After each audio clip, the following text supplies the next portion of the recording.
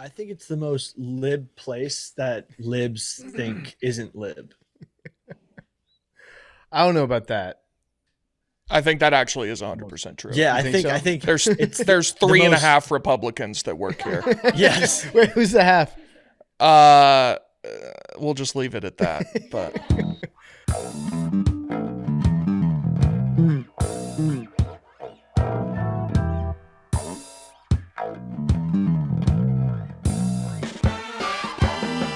All right, welcome back to Macrodosing. It is Thursday. Happy Thursday, everybody. It's September 21st. Wait, is summer over? Fuck. Yeah. it's been over for quite some Outta here, time. No, man. summer's over. Look at the calendar. The calendar is fake. Okay. Nobody on September 13th is like, man, summer's been going great. No, I said- yeah. I said today I summer's swam in the awesome. ocean. Billy swam in the ocean today. What do you say to that? I don't know what to say to that, but September is not summer. I kind of agree with that, but technically, I It's would officially contend not summer. half of G. August isn't summer either. oh, shut up, Big T. No, now you're bugging. Now Once you're high bugging. school I was football with- starts, it's fall.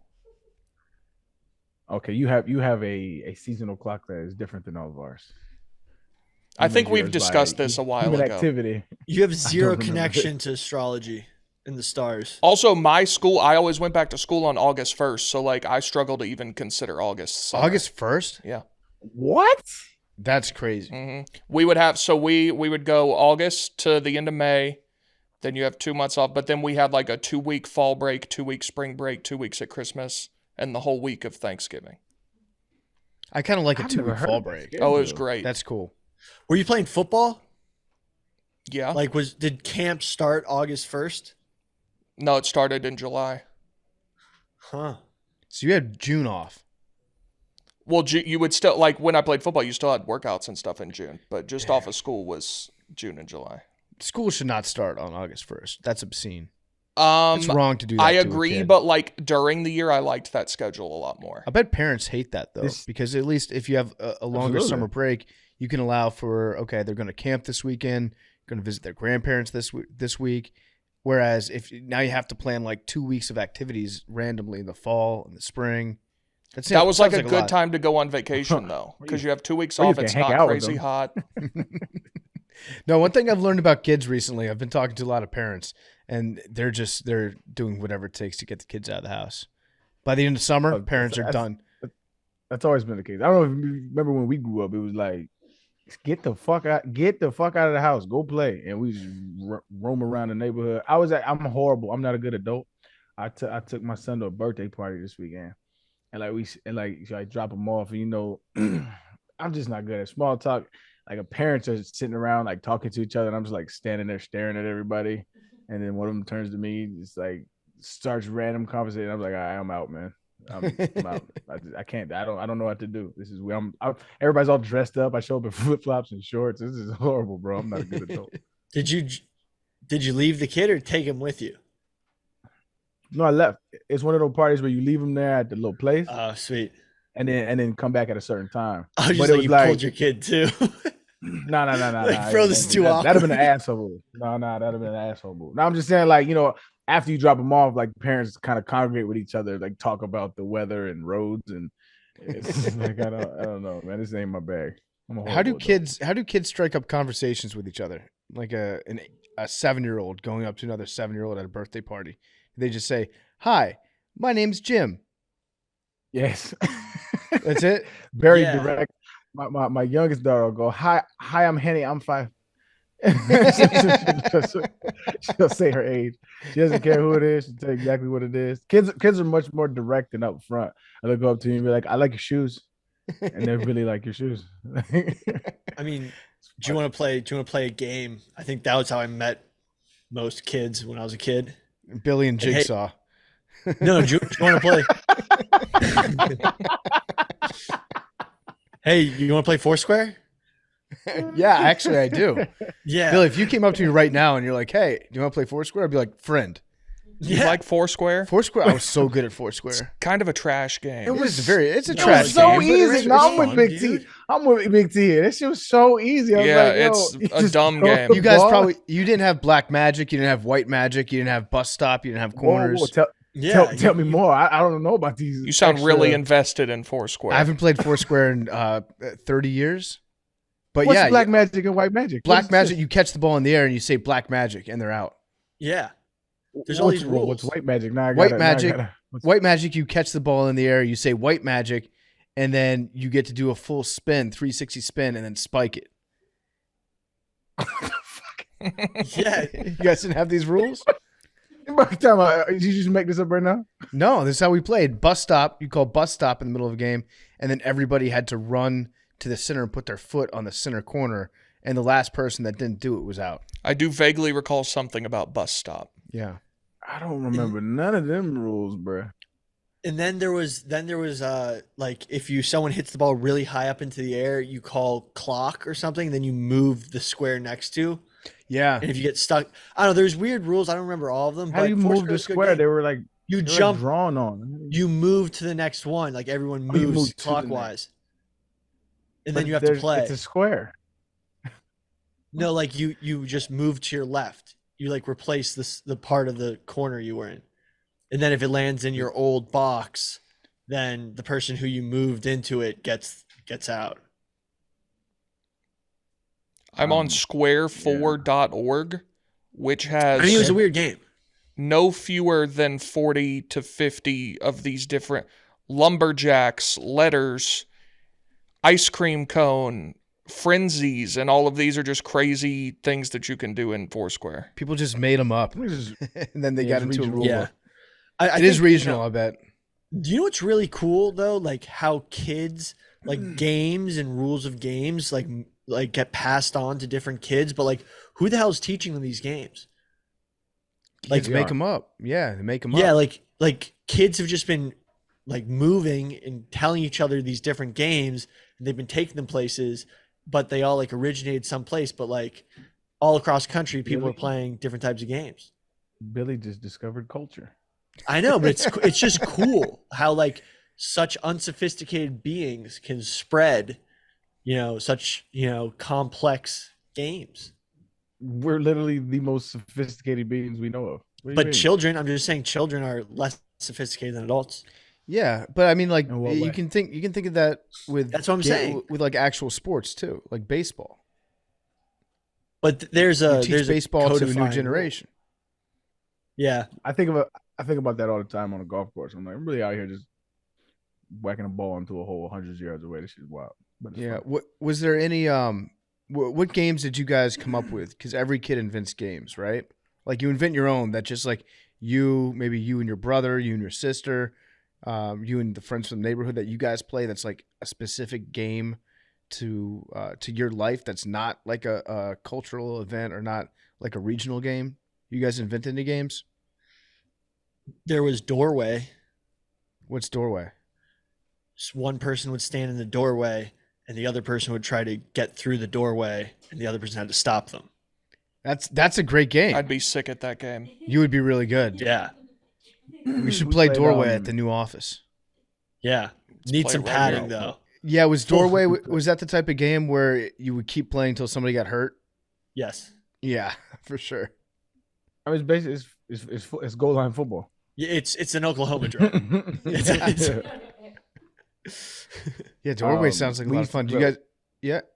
we used to play knee sock football.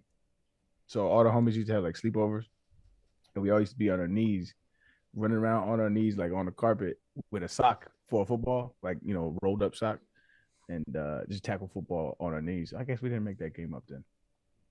No, that's a game. I like that. Yeah, good. Yeah, it was That fun. That's sounds a like good game fun. too. You guys ever play Don't Let the Balloon Touch the Ground? Oh, great game. Oh, That's all the time. goated. All the time. I One of the still best play that with games my ever. kids. We played that this weekend, I think. Yeah, we play that shit all the time.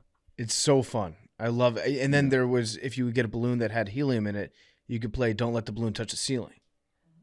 A little spin-off version of it. But it had to be the Okay. perfect right amount of helium that was still left in the balloon, so it wouldn't just like float straight up. You could hit it down and then it would slowly rise up. Yeah. That's way Mhm. easier than don't touch the floor, though. It depends on That's for beginners. it depends on how much helium's in it. Games before organized sports, like people were mature enough to like play a pickup basketball game, were pretty fun. Like I'd love to play some of those games again as an adult. Yeah. We should definitely do Doorway. I like the idea Have of doing kids. that. Yeah.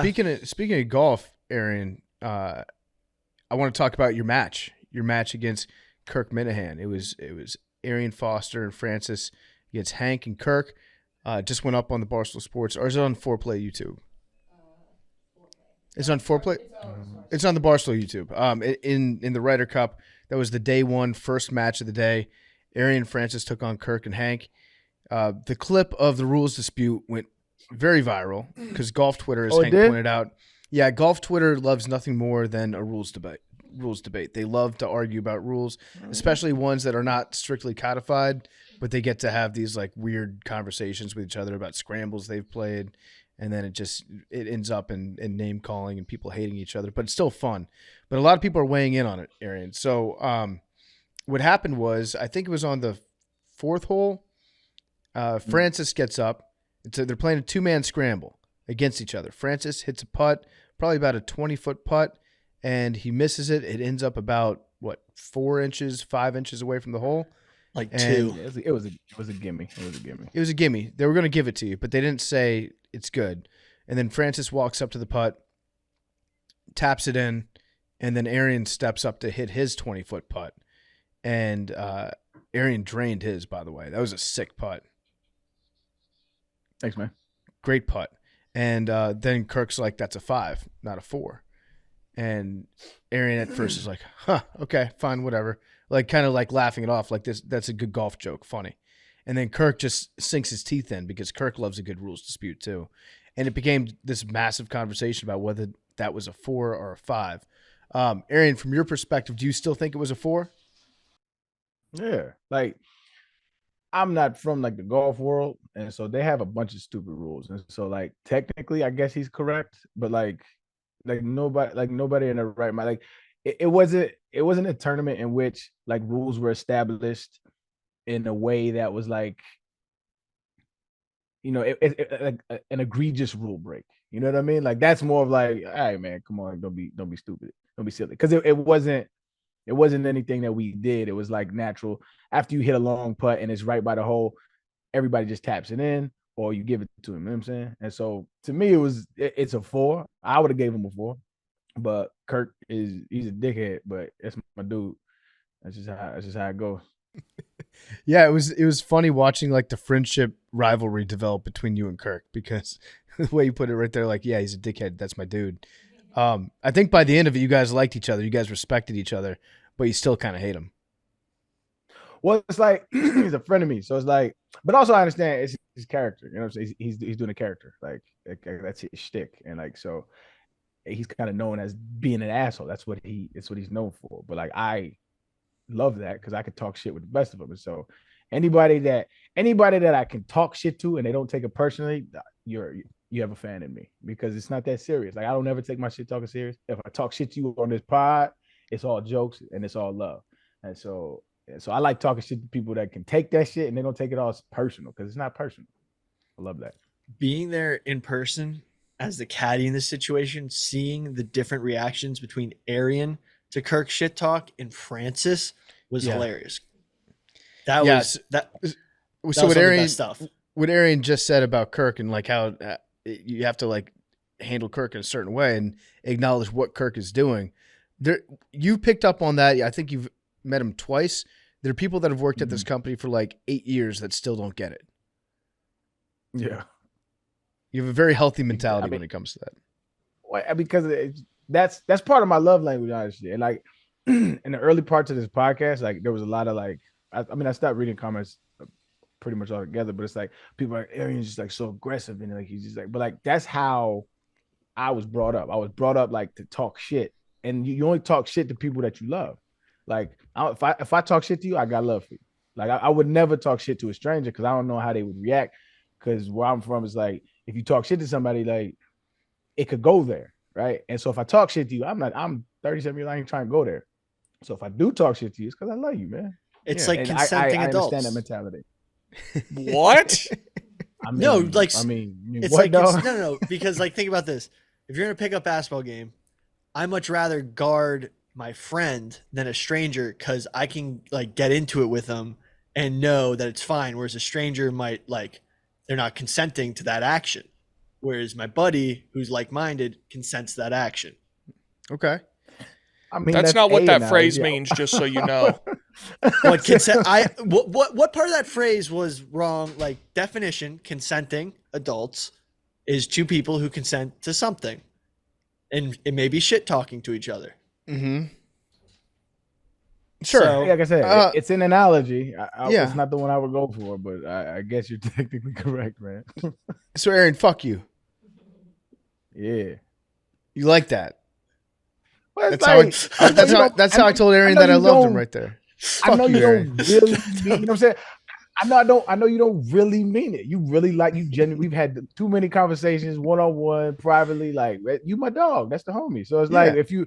if we just tell you, but man, shut the fuck up. When I do that, you like, all right, whatever, man. You know what I mean? You don't take it all like, come on, man. Why you being mean to me?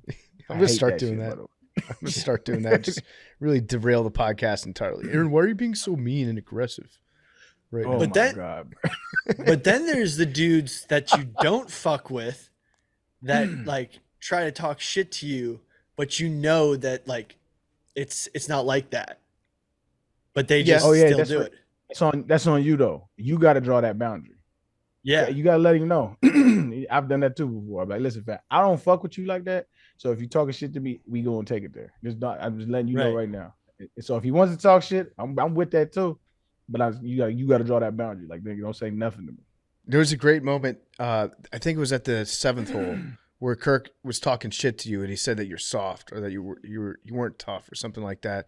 And then Arian stepped away from his ball and was just like, "Listen, we can talk all the shit we want, but don't say that soft. I'm from the projects."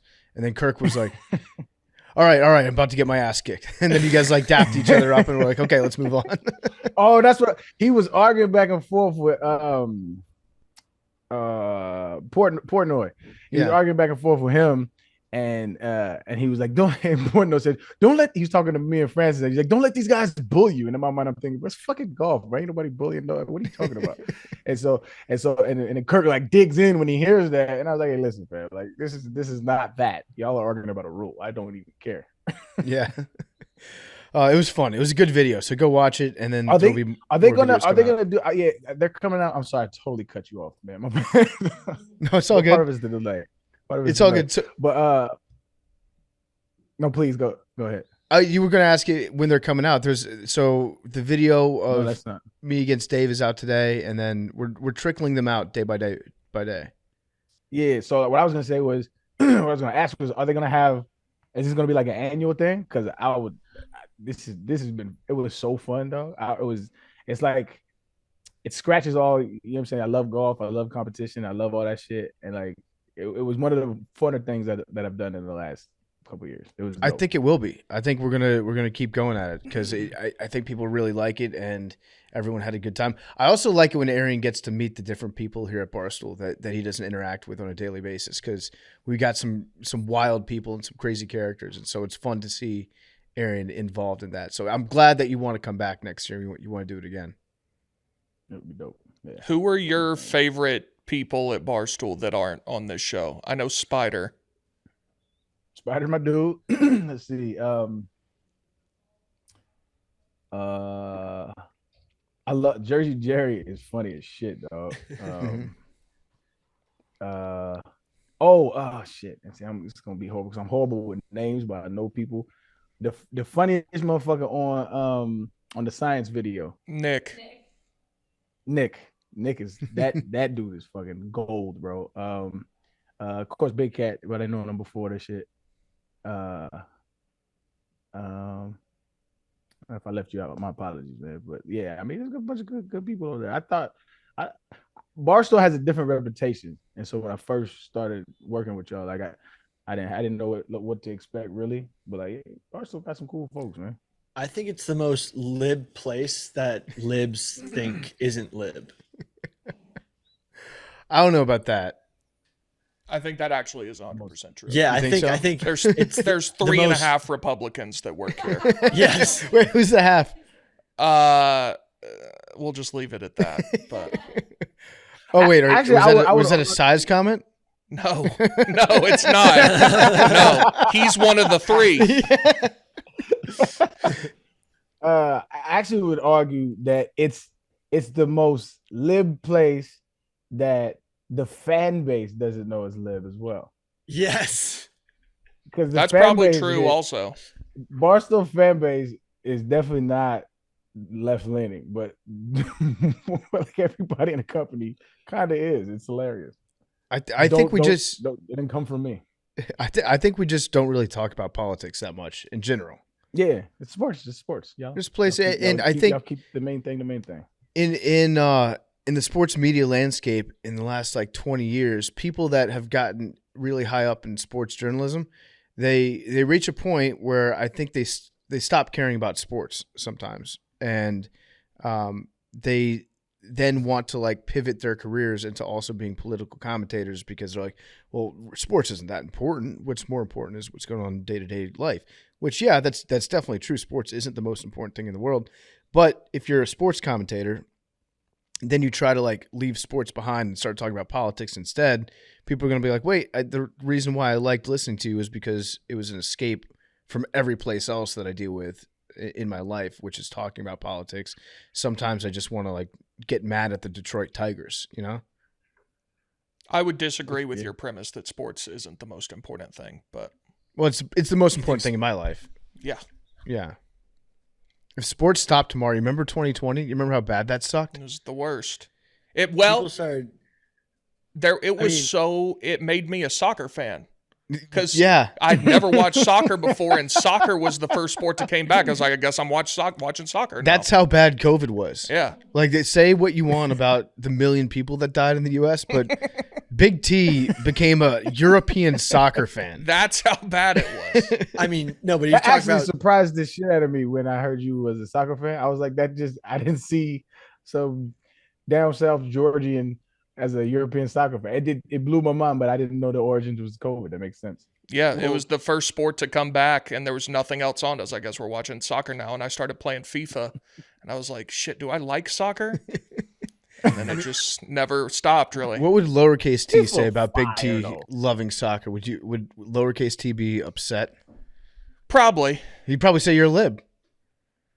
That's lib shit, Big T. Soccer of the sports in America, I'm trying to find out why this is. But globalism.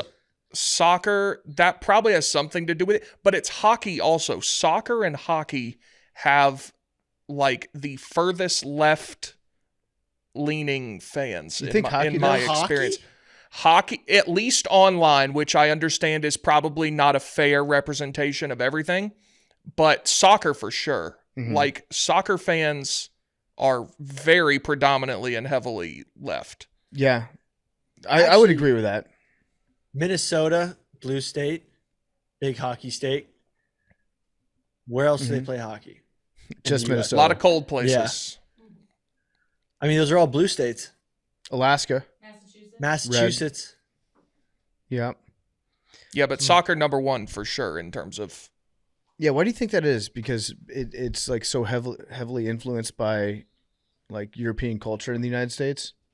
I guess it depends on what part of the maybe, United but- States you're in too, because like in where I grew up in Virginia, it was heavily Hispanic there. It was like Central South Americans that were playing soccer. It wasn't as much the European influence, but I think at like the top level in Major League Soccer, a lot of the coaches, a lot of the ownership groups have very close ties to like European soccer. And if you grew up watching EPL, you're probably like Billy said, globalist. You're probably very in tune with what's going on in politics overseas in different places.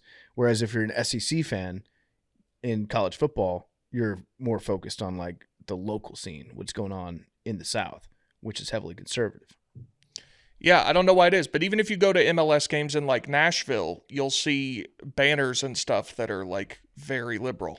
I want to know why Billy thinks this is. This is what I really want to know. What, soccer? Yeah, because it's played by pussies. No, well, the thing is, actually, there's a study about upper body strength and conservatism. And Okay. soccer players don't have much upper body strength, so they're probably more liberal. Actually, that's just like something I put together. But like, there is a study correlating upper body strength with men being conservative. Interesting. It's one of the wildest studies I've come across. Can you drop that in the group chat? Send that. Yeah. Yeah, send that. I want Arian to peer review this. Is this from the anonymous beef Twitter account you wanted us to have on the show yesterday? Okay, you know what? I'm sorry I bring guests that I think would be interesting on the show and try to help the show. What was his name? The worst sounded like the a- worst action is inaction, and I'm all about that action. What was his name? Something Aurelius. His name is Marcus. No, wait. Let me find it. Carnivore Aurelius. He actually has some really great lifestyle tips, and his philosophy is actually fascinating. And you would benefit a lot from it. Ooh, talk that shit. I'm not talking shit. I think everybody would be like if we Isn't heard his some of whole thing like his- sunning That your shit balls? doesn't mean talk that shit doesn't mean you're talking shit. Talk that shit means continue saying what you were going to say. I know, but Big T sometimes gets alarmed when he perceives a threat. Is this account you? Is that why you're so like? No, it's not me. How would I have them on as a guest on the show if it was me? I don't know. Maybe that's how you wanted to do your reveal. Using facts and logic, which like it could not be me. Why is it that every time you come across a Twitter avatar that has like a statue of a Roman person as their avatar, you're in store for the worst opinions ever? Have you noticed that? Like people that are obsessed with like Roman logic. You mean how much do you think about the Roman Empire? I don't. I don't ever. Is this a meme? I've heard this question. Yeah, somebody on few times TikTok the past month or two. said like, "Oh, all my boyfriend does is think about the Roman Empire," and then dudes were like, "Oh yeah, I think about the Roman Empire all the time." I'd never think about the Roman Empire. People are lying. Yeah, they're lying. I'd never once think about the. I probably should. I actually do think about the Roman Empire a lot. Like just random, like eating. Yeah, just lunch, randomly. or- Because I think like for example, we were having this conversation about sports, and then I thought about how in ancient Rome they had the Colosseum and circus to distract everybody from real things. You know, remember You there got was that the from Empire? this guy's tweets. This is Yeah. Billy. Let me read you. I just crossed it because I'm saw on his that account. tweet, and it applied to this conversation. When Rome was falling, they constantly had circuses to distract people. Remember that when you see everything going on. Everything that's This going on account these is days. Billy. Yeah, No, and, it's and not. this guy is gotta burn saying him- that we like gotta he's burn him, coming up Billy? with the No, he's the not greatest. me. Like he's coming up with the greatest thought of all time. Like people have known about the bread and circus in Roman times for forever. What This was is it not that- a- bread and circus. is That's not what a- I'm saying. It's not I a mean- new revelation. Like I know this it's guy, not a new revelation, but like that's what I thought about when we were talking about COVID. All the sports went away and everyone went crazy and burned down cities and raided the Capitol. Like maybe if there was sports, those wouldn't have happened. You're right. You're doing Ray Lewis right now. If the What's NFL's canceled, then you'll see murder. You'll see more crime. Aaron, do you Yeah, remember that? probably. Do you remember when Ray Lewis said that? I wholeheartedly agree with that. There's no way he said that. During the lockout, when there was about to be a lockout, was that 2010, 2011? Ray 11. Lewis, I'm gonna look up his quote right now, but he did an interview about like There's why no way my man said that, yo. the NFL needs That's to my come dude. back. That's my dude, right? That's my dude, but you shouldn't say that. Let's see. Ray Lewis crime lockout. Let's pull this quote here. Ray Lewis discusses lockout issues. May 22nd, 2011. Baltimore Ravens linebacker predicts crime will rise without the NFL. Do the research if we don't have a season. Watch how much evil, which we call crime, watch how much crime picks up. If you take away our game, there's too many people that live through us. People live through us. Yeah, walk in the streets the way I walk in the streets. And I'm not talking about the people you see all the time. So he's saying that crime is going to increase. Well, With look the what lockout. happened when Ray Lewis wasn't playing football. That was at the Super Bowl. That was the biggest football weekend. That's hilarious. I don't know why he said that, man. Yeah, Trump has Ray Lewis's lawyer right now. So Does he really? Yeah, he does. Trump's going to get off. He might get off. I've now reversed my prediction because I thought that Trump was going to be convicted for the Georgia crime. I think now, given his lawyer that he has, I think he's getting off. I think he's definitely getting off. So I found the exact study I was referencing. The ancestral logic of politics. Upper body strength regulates men's assertion of self-interest over economic redistribution. Okay, So that's the study if you want to Google it. check it out. I'm trying to think who else this guy has represent. Oh, so his name is Sadow. His last name is Sadow. First name is Steven Sadow. He represented Gunna in the RICO case. So he's representing Gunna and Trump in two different RICO cases that are being brought by the Fulton County District Attorney. He's getting off. Did you see that? Well, Gunna took a plea. Gunna took a plea, bro, to my understanding. Like, so he said, he provided information, and they got him off. So I don't know. Gunna, Is that Ray Lewis, snitching? Trump. Yes, Yeah. that is the definition of snitching. When you're involved in criminal activity, you give up the names of your criminal counterparts so that you receive lesser time. That is snitching. Telling your boss, somebody's doing, that's not snitching. There's another bombshell that came out just about an hour ago that I want to get into here, and it's a crazy report. Billy, you'll be interested to hear this because it does concern the New York Jets. There was a report that Garrett Wilson has been courting Justin Fields to the Jets, and that Fields is trying to blow up his situation to get the trade to happen. Heard from a former Buckeye, but it would make the coaching comments that Fields made make sense. So that guy sounds like he has like some pretty decent sources. Well, no, it's interesting they said that because before that tweet, it was prefaced with, "All right, I'm hearing from extremely unconfirmed sources that Garrett Wilson." Well, that sounds like a very honest guy. Extremely unconfirmed. The report was put out there by Billy on Twitter.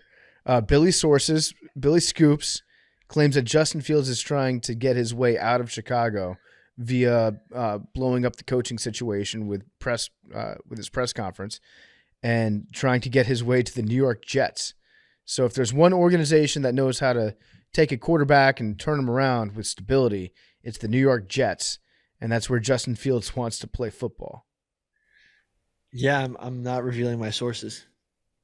The replies to that tweet are outstanding. Okay, I'm going to read some of the replies. They're so good.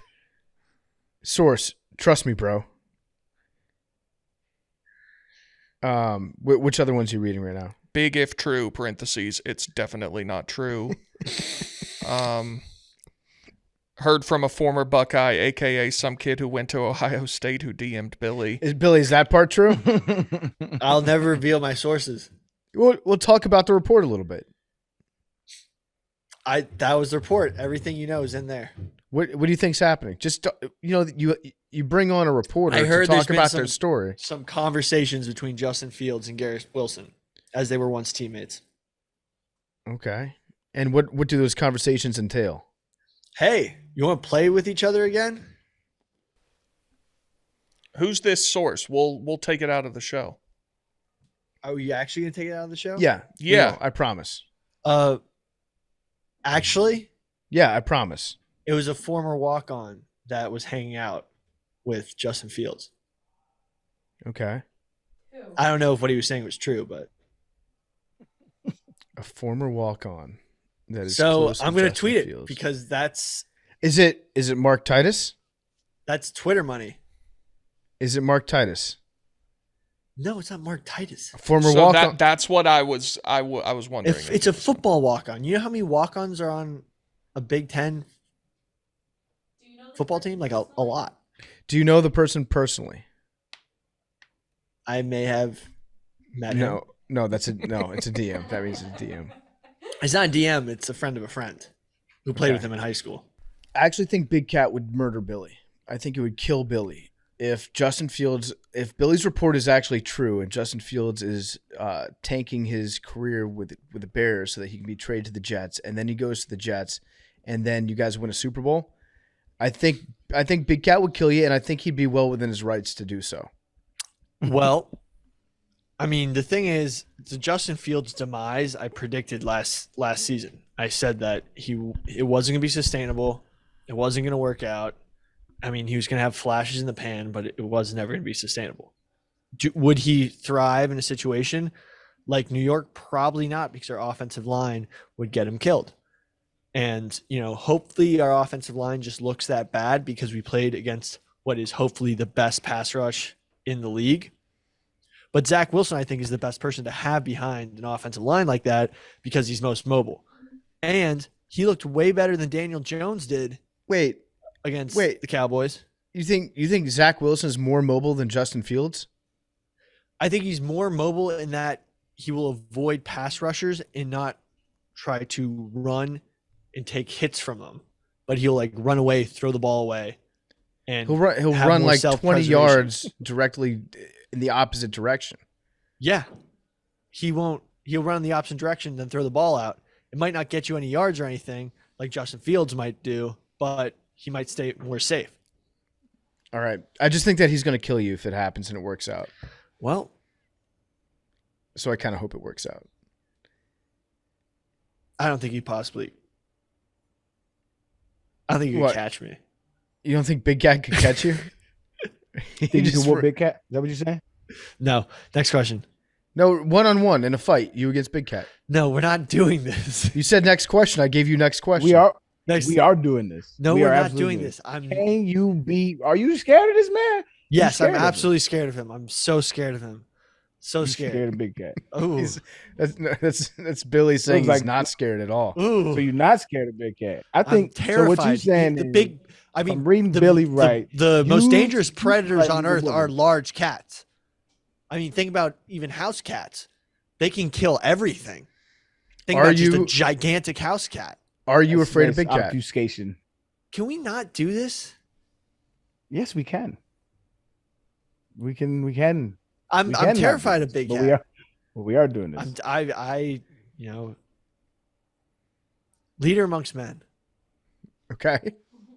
Go on. What does that mean? Can you not? Why are we doing this? Are you afraid of Dave? Are you afraid of Dave Portnoy? Who are you talking to? Me? PFT? Am I afraid of Dave? Are you afraid of Dave? I'm not afraid of that Dave. He might get you. I'm not afraid of Dave. Do you think you could beat him up in a fight? I think. Yeah. Do you think you could beat up Dave in a fight? Yeah, I think I could beat Dave in a fight. He's got a bad shoulder. He can't throw a punch. I got PFT in a fight. Do you like? Are you afraid of him? Just like in general? No, I just said no. I'm not afraid of Dave. No, but just like of all the things he could do to you, are you afraid of him? What could he do to me? I don't know. He could put your name on a champagne bottle.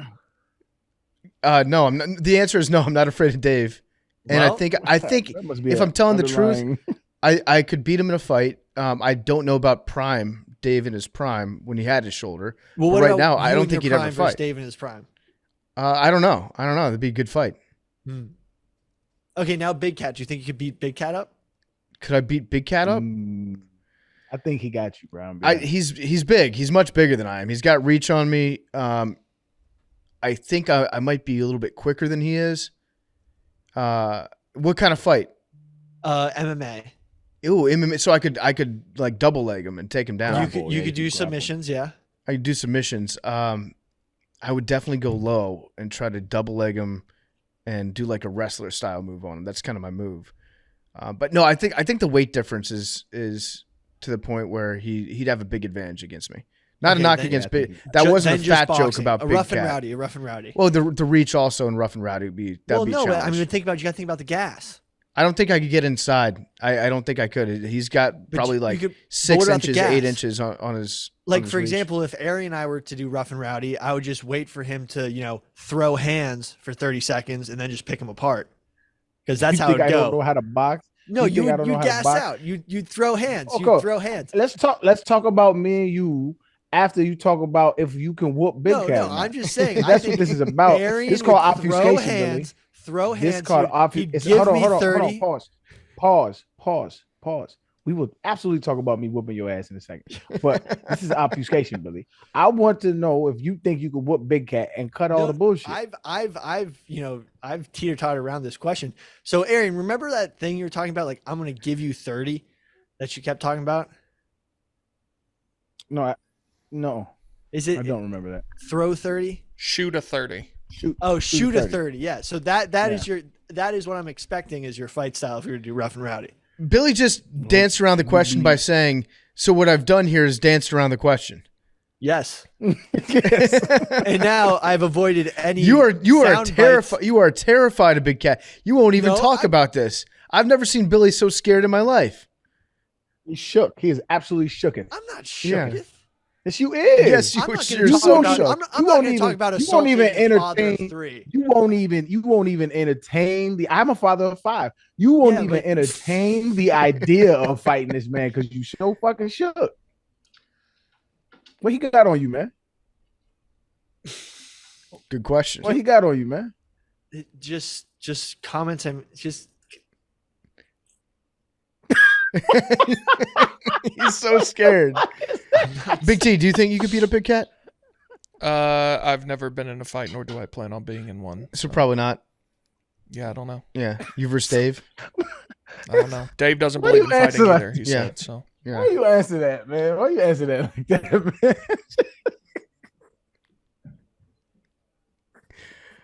What? Billy is so scared. I've never seen Billy this scared before. I'm not- scared because Big Billy's T, supposed bro, to be our that's the protector. funniest way to answer that. That was the funniest. Wait, I've me? never been in a fight, nor do I plan on being in one. That's just the funniest way to answer that. That's question. facts. I'm not mad at it, man. It's just hilarious. It's just hilarious. You don't hear it much. Fighting It's is funny, fighting is kind of stupid. Agreed. I agree with that take. I saw it's Dave's not. blog No, it's yesterday. not. It's absolutely wrong. Oh, getting disagree. into drunk fights at a stadium is stupid. That's stupid. Yes. That was a sad story. Yeah. Again, like Very fighting sad a story. stranger. I actually contacted Jake Marsh on about his opinions as a Dolphins fan. He denounces. Okay, that's good to know. Yeah. Yeah, that was a sad story. Getting into fights Yeah. with strangers is never a good idea. You never know I what's mean, going to happen. there's a head bounces off the curb, then you're in prison Yeah. for manslaughter. Unless it's self-defense. Can you? Yeah. But if it's Yeah, a lot of the absolutely. times it's You can considered you can mutual. But it's considered mutual combat. It depends on if somebody attacks you. If somebody, you have the right to defend yourself. We have let people walk for free for way less than bar brawl. Right, but for example, like what happens in a lot of them is they consider a bar fight mutual combat. And when that happens, that throws any self-defense stuff out the window. It's purely circumstantial. Well, in Texas, I think I'm thinking about a you're allowed to stand your ground. I think Texas is stand your ground. Yeah, it is. Texas is more to your point, but the case I'm thinking of that was out of Massachusetts. The kid went to jail for manslaughter after the combatants were it was considered like a mutual fight. Like neither person was That's what I'm threatened. saying. That's what I'm saying. It's Yeah. circumstantial. Like it Yeah. depends on the circumstances of the case. But if you are getting attacked and you defend yourself and you happen to kill somebody, you absolutely get off. Yeah. There was a bar that was in Austin, and it was out of commission before I went there. It just recently closed down. It was a male strip club. It was called La Bear, and it Okay. closed down because this dude that he went to the club and like tried to grab one of the dancers, one of the strippers, and the male stripper turned to him, slapped him really hard in the face. Dude fell down, hit his head on the ground, died. They had to shut the entire place down because they got sued. The guy got charged with manslaughter, I think. It's a bad scene. Just fighting in general. In Texas? Yeah, in Texas. Yeah. Damn. He hold on, he didn't get off? I don't know what happened. I don't know what happened with the result of the case, but I know that he was charged with manslaughter, and they shut down the club because they were getting sued. Billy, new Yeah. point. This just came out right now from Kevin Fishbane. The Bears Yep. quarterback Justin Fields is addressing the media again in the locker room, wanted to make it clear he wasn't blaming the coaches. I can play better, point blank. So what do you think about that? Oh, then I mean, my reports must have been untrue, Extremely unconfirmed. extremely unconfirmed. Billy has confirmed extremely unconfirmed sources. Let me go text the group chat I heard this in and be like, "You guys are full of shit. Okay. You guys are full of shit." Boom. All right. So what else we got to get into today here? We're going to get into general relativity in a little bit. Arian's going to tee off on that. I can't wait to hear what he knows about baby. that. That's right in They- his wheelhouse. They found the F-35. Did you They guys did. see the video? It's a very funny video. It is. Yeah, it's a of- great of video. The guy describing how he found the plane. The dude that found that is going to Yeah. he's going to tell that story every place that he goes for the next 30 years. I'm so glad they that's find the it? guy that found it.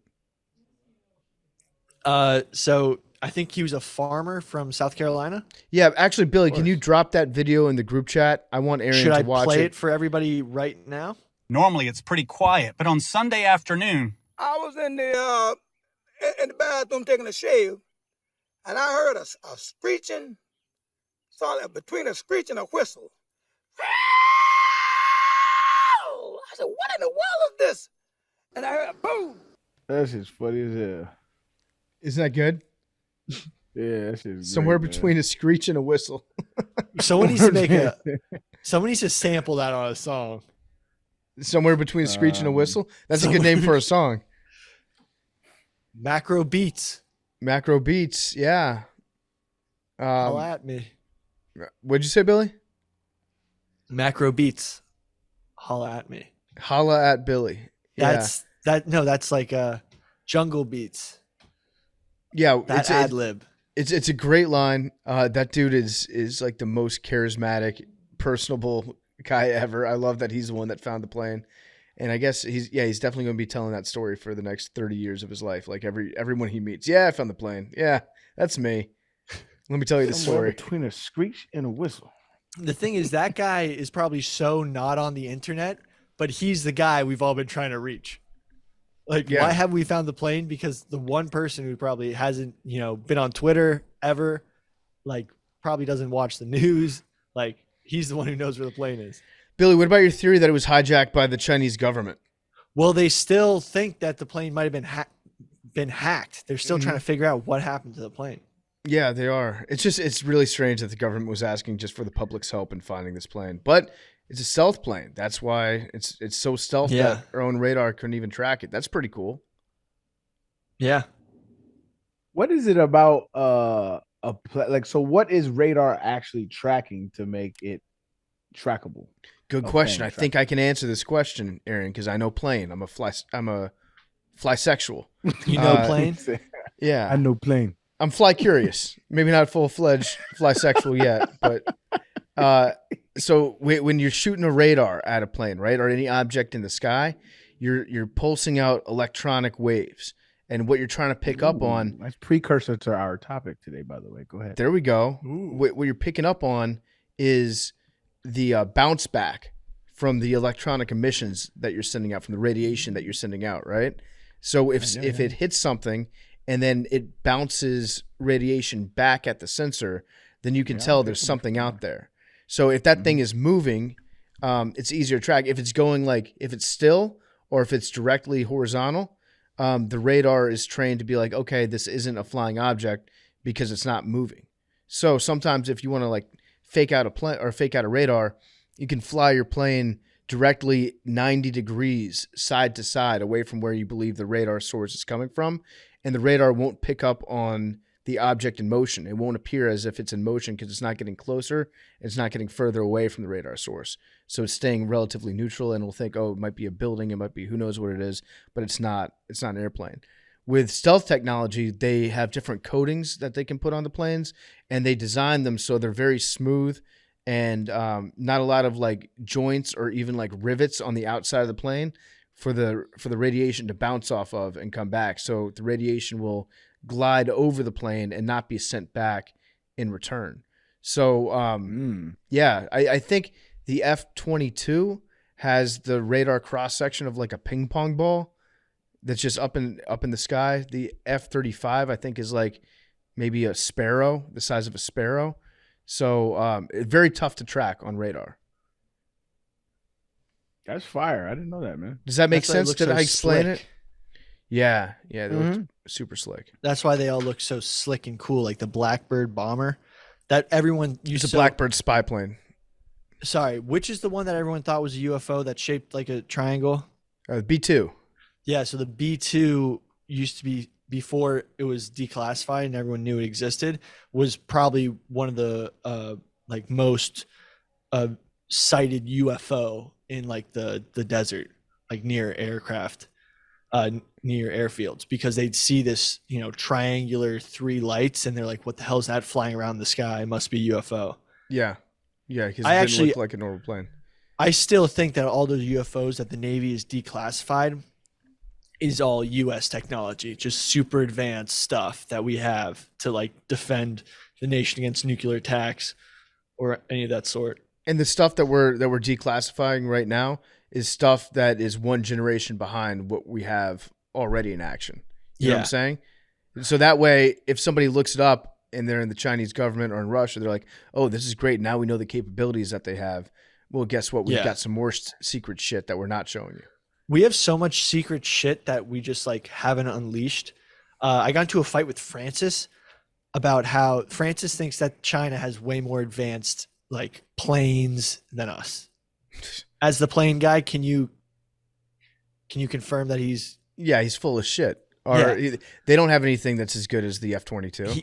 He claims that if F-22 would nut all over the P-11.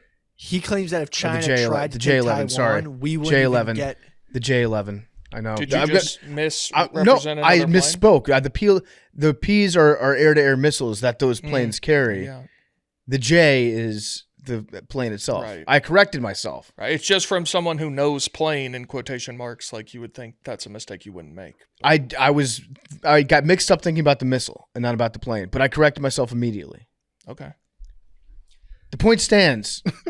Yeah, no, it Big does. T, It's just be on your bumper about these planes, bro. he's I the like one that it. claims he knows plane. I like it. It keeps me accountable. If you were the layman and you spouted off all this stuff about planes, it'd be like, wow, that guy for a normal guy knows a lot about planes. Yeah. But you claim to be a plane expert. I'm So I feel you should be held to a higher standard. I don't know if I'm plane expert. I expect a lot from you. That's why You coach me up. You coach me hard. be worried when I stop yelling at you. That's when you should be worried. I can be coached hard, Big T. Yeah. I can take it. Big T's bringing his baggage with him, and it's It's like Arian said, like if I'm trying to help you, that means I still care. Be worried when I stop caring. yeah. Okay, I appreciate that, Big T. It means he fucks with you. But no, Francis is wrong. China does not have the aviation technology that we have. All their shit that they've got in China, they have one plane that they just ripped off the Russians. Like they stole Russian technology, and it's not even as good as the Russian technology. So, I mean, they've got some good stuff, I'm sure, and they could. They're really take good at on, producing a lot of stuff. Yeah, and they can take on most air forces in the world, but I don't think in a one-on-one situation. How many carriers do they have? 1, 2? Dude, we've got like 8. You know how many nuclear subs we have that just no one knows about lurking? Yeah, a ton. Just like straight up Leviathan shit, like sea monsters. Like there's probably they're lurking just like right off the coast of, like, probably in Chinese waters. Mm-hmm. Did you hear about the Air Force's new their new plan to make mass produced drones that are supposed to be disposable so that they can just flood enemies with just a bunch of drones? Like there was a quote by a commander that the drones would black out the sky in an attack. That rocks. Like That rocks. the arrows, like the That'd 300 be- quote. That'd be way too many drones. That'd be so many drones. But I'm sure that the future of like the United States Air Force and aviation in general is like, yeah, you don't need fighter pilots or bomber pilots if you can control it from like a desert control station in Las Vegas. Because why would you want somebody up there? In fact, I want to say now this might be wrong. I think the new F-35s have a capability where they have essentially missiles that they can deploy that are actually just drones. So the manned aircraft can stay like 200 miles away, and they can fire one of its drones out, and then the drone can go, and then the drone can shoot a missile. I think that's happening right now. That's pretty dope. It is pretty sick, yeah. I want to find this exact program because it's real. I just can't wait for all the declassified stuff to come out one day, like probably when I'm like 50, and be like, yeah, all those UFOs that were moving at crazy speeds that physics can't comprehend, like that was us. That's how we stopped the nukes. Yeah, or we can just claim that it was ours Yeah. in retrospect. All right, anything else we want to get into here? Donald Trump Jr. got hacked. Oh no, what happened? It was well, he tweeted Donald Trump is dead. He said Donald Trump has unfortunately he tweeted as if like he actually died, and then at the end he said, so I will be running for president in 2024. When was this? How did I miss out on that? I blogged it, but apparently it was too political for our blog, even though it was funny. Do you know how he got hacked? What the source of it was? They think it was a 14-year-old because he kept tagging Aiden Ross. That's awesome. Like, God, I hope one day, like the president's son, I hope Hunter Biden is one day hacked by like a 14-year-old, and they keep like tagging "Pardon my take" and shit. yeah. That would rock. Why not macrodosing, bro? Yeah, I think that our audience is probably older than 14. Wow. Damn. Think Show about it, your Arian. allegiance. Damn. Think about it. I can beat up you and Big Cat. How about that? Probably, Same yes. time. Agreed. 100%. But actually, no, I just let Arian punch himself out. And then after 30 seconds, he'd be tired and he'd have a torn I'm just gonna be Achilles. swinging the air for 30 seconds hard as fuck. It would be that video would go so viral if Arian beat the fuck out of me and Big Cat. I almost want to let him do it just for the clicks. I'm not fighting nobody for nobody, man. 180 seconds. Actually, Easy money. that would be a new twist on Rough and Rowdy 2v1. Wouldn't get sanctioned. Yeah. So Aiden Ross. Speaking of Aiden Ross, I heard earlier today that he was doing an interview with Kim Jong-un. Is that true? No way. I haven't found anything disproving it, but it seems very fake. So Big T, can you tell us who Aiden Ross is? No, I don't. I've seen clips of him, but I have no idea like who he is or what he does. Billy, can you tell us who Aiden Ross is? Aiden Ross originally got famous for streaming GTA. And then he recently tended to do a lot of stuff with Andrew Tate, which has gotten him some more streams. But he, at one point, did a stream with... He was doing this like dating stream, and he had Andrew Tate on. But now he's just like, he facilitated a fight between this dude named Zerka and this other dude named Prime, because Zerka, I don't know. It's the type of the internet stuff that I like keep a tab on because they're content creators and they're in the biz. But I've never found any of his stuff he's just trying to do the current stuff. Like, for example, he went and like trained with Dylan Dennis just to see the crazy photo that Dylan Dennis claimed he had of Logan Paul's fiance. Like, he's trying to do trending stuff. So from what I can see here, he claimed on a stream he would interview Kim Jong-un. Mm-hmm. I don't know how he executes it. But speaking of Kim Jong-un, the Kim Jong-un Putin summit was hilarious. Did you guys see any of that? I didn't know. So at one point, they're supposed to give a toast, and they're both given glasses, and they both cheers each other, then look at the glasses, and neither of them takes a drink because they're so paranoid that someone's trying to poison both of them. It was the funniest shit ever. They like looked at it, and you could both see them like tweaking out and like looking at each other like, I'm not drinking this shit. That's probably fair. Yeah, honestly. It is for sure. Like, if the amount of people that get poisoned in Russia by the government. For sure. And I mean, there's literally a movie where they try to poison Kim Jong-un with some shit like that. So yeah. Also, I'm seeing that Aiden Ross's manager follows a Kim Jong-un lookalike on Instagram. So that's what it's going to be. Oh, shit. Yeah. I was hoping it was going to be Kim Jong-un. Did you see how Kim Jong Un only travels by train? I saw that on an episode of Macrodosing a couple weeks ago. Yeah. No, but did you see the actual train he took to Russia or wherever he met up with him? I haven't seen the most recent train pictures. No. Yeah, so it's very funny. His train, he's got all these people running around him, and he has a personal servant that wipes down every chair he sits on looking for poison in like metal, like a needle that might stick him or something. Isn't that going to give him like a bad immune system? He's not getting exposed to any germs. Right. I mean, the Interesting. paranoia of those two guys is hilarious. Didn't we think that Putin was about to die? Like everyone was saying he's got AIDS or he's got some sort of weird Parkinson's. disease. There were He was people shaking. saying he was like dead. Yeah, his hands are swollen. Look at this. What happened? Is this a Putin lookalike? Well, there actually is Putin lookalikes. Yeah. There's Putin body doubles, so we don't know. Yeah. What about And what about the John Fetterman body doubles, Billy? Have you looked into that at all? Dude, that guy, like, that's the type of stuff that I'm just like, what the fuck is this? Yeah, like, there's John- so many between him, between Mitch McConnell, the turtle dude.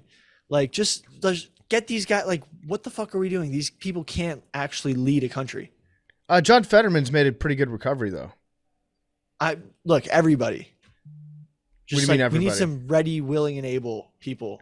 No, up the in there. the Fetterman body double was just somebody saw a picture of him and he had more weight on his face and a mustache and they're like, this is not the same guy.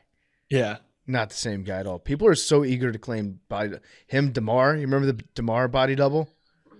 That made no sense. Billy was like 25% into it.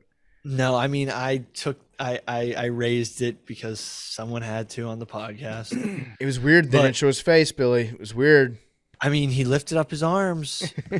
Can you do that after CPR? Yes. I don't know. Yes, you can. No, but the Putin body doubles are pretty, like, they get plastic surgery to look like Putin. Like, Yeah. it's probably a very high paying, well esteemed job. And all you have to do is just like have the body of Putin, and then they like literally cut into your face and plastic surgery you to look like Putin. Do you think that'd be a That's- fun job? I think it'd be the worst job.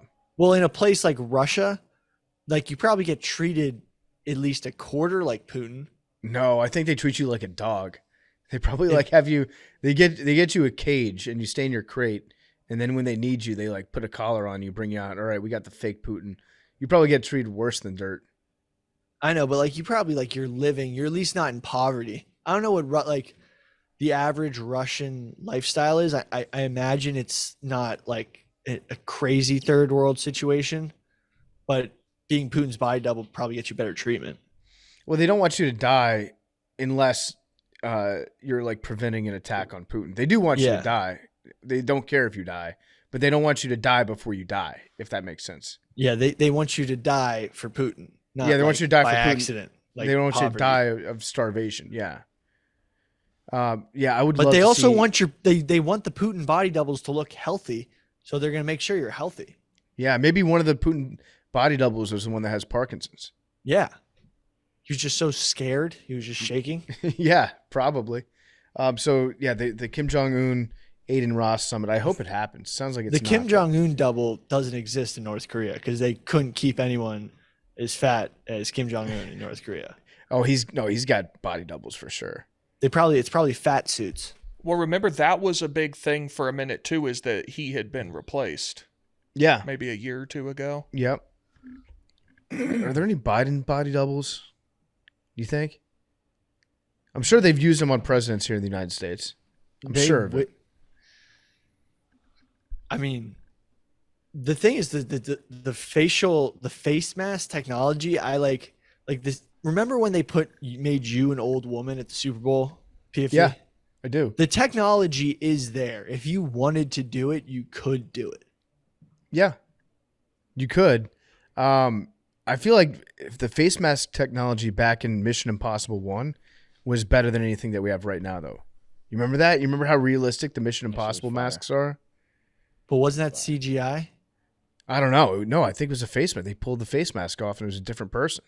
Yeah, but they had the original actors, and then they. I don't know, but there was one Mission Impossible where they really overdid the mask thing, where there were like 7 different mask reveals, and so you're like, well, this sucks for the rest. You can't.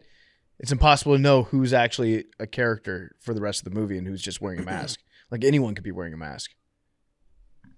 That reminds me of that Twilight Zone episode where there's the person in the hospital who has all the bandages on. Yeah. And they talk about how terrible it is. Like, oh my God, she's so disfigured, blah, blah, blah. And then they take off her bandages and she looks like normal, pretty attractive woman. And you're like, oh my God, wait, what? Her face is fine. And then everyone's like gasping. And then they turn around the camera and all the people are ugly.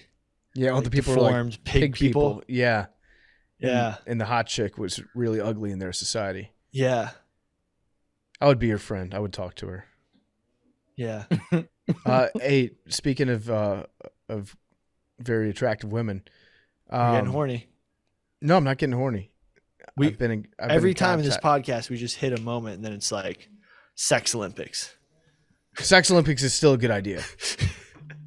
It is. It's All a right. great idea, actually. Fine. I'm not going to share my story. That's fine. We'll move on. Arian, do you have anything else that you want to get into before we talk about general relativity? You're not Arian, Billy. Why would you even? What are we going to He say? is spelled differently. What?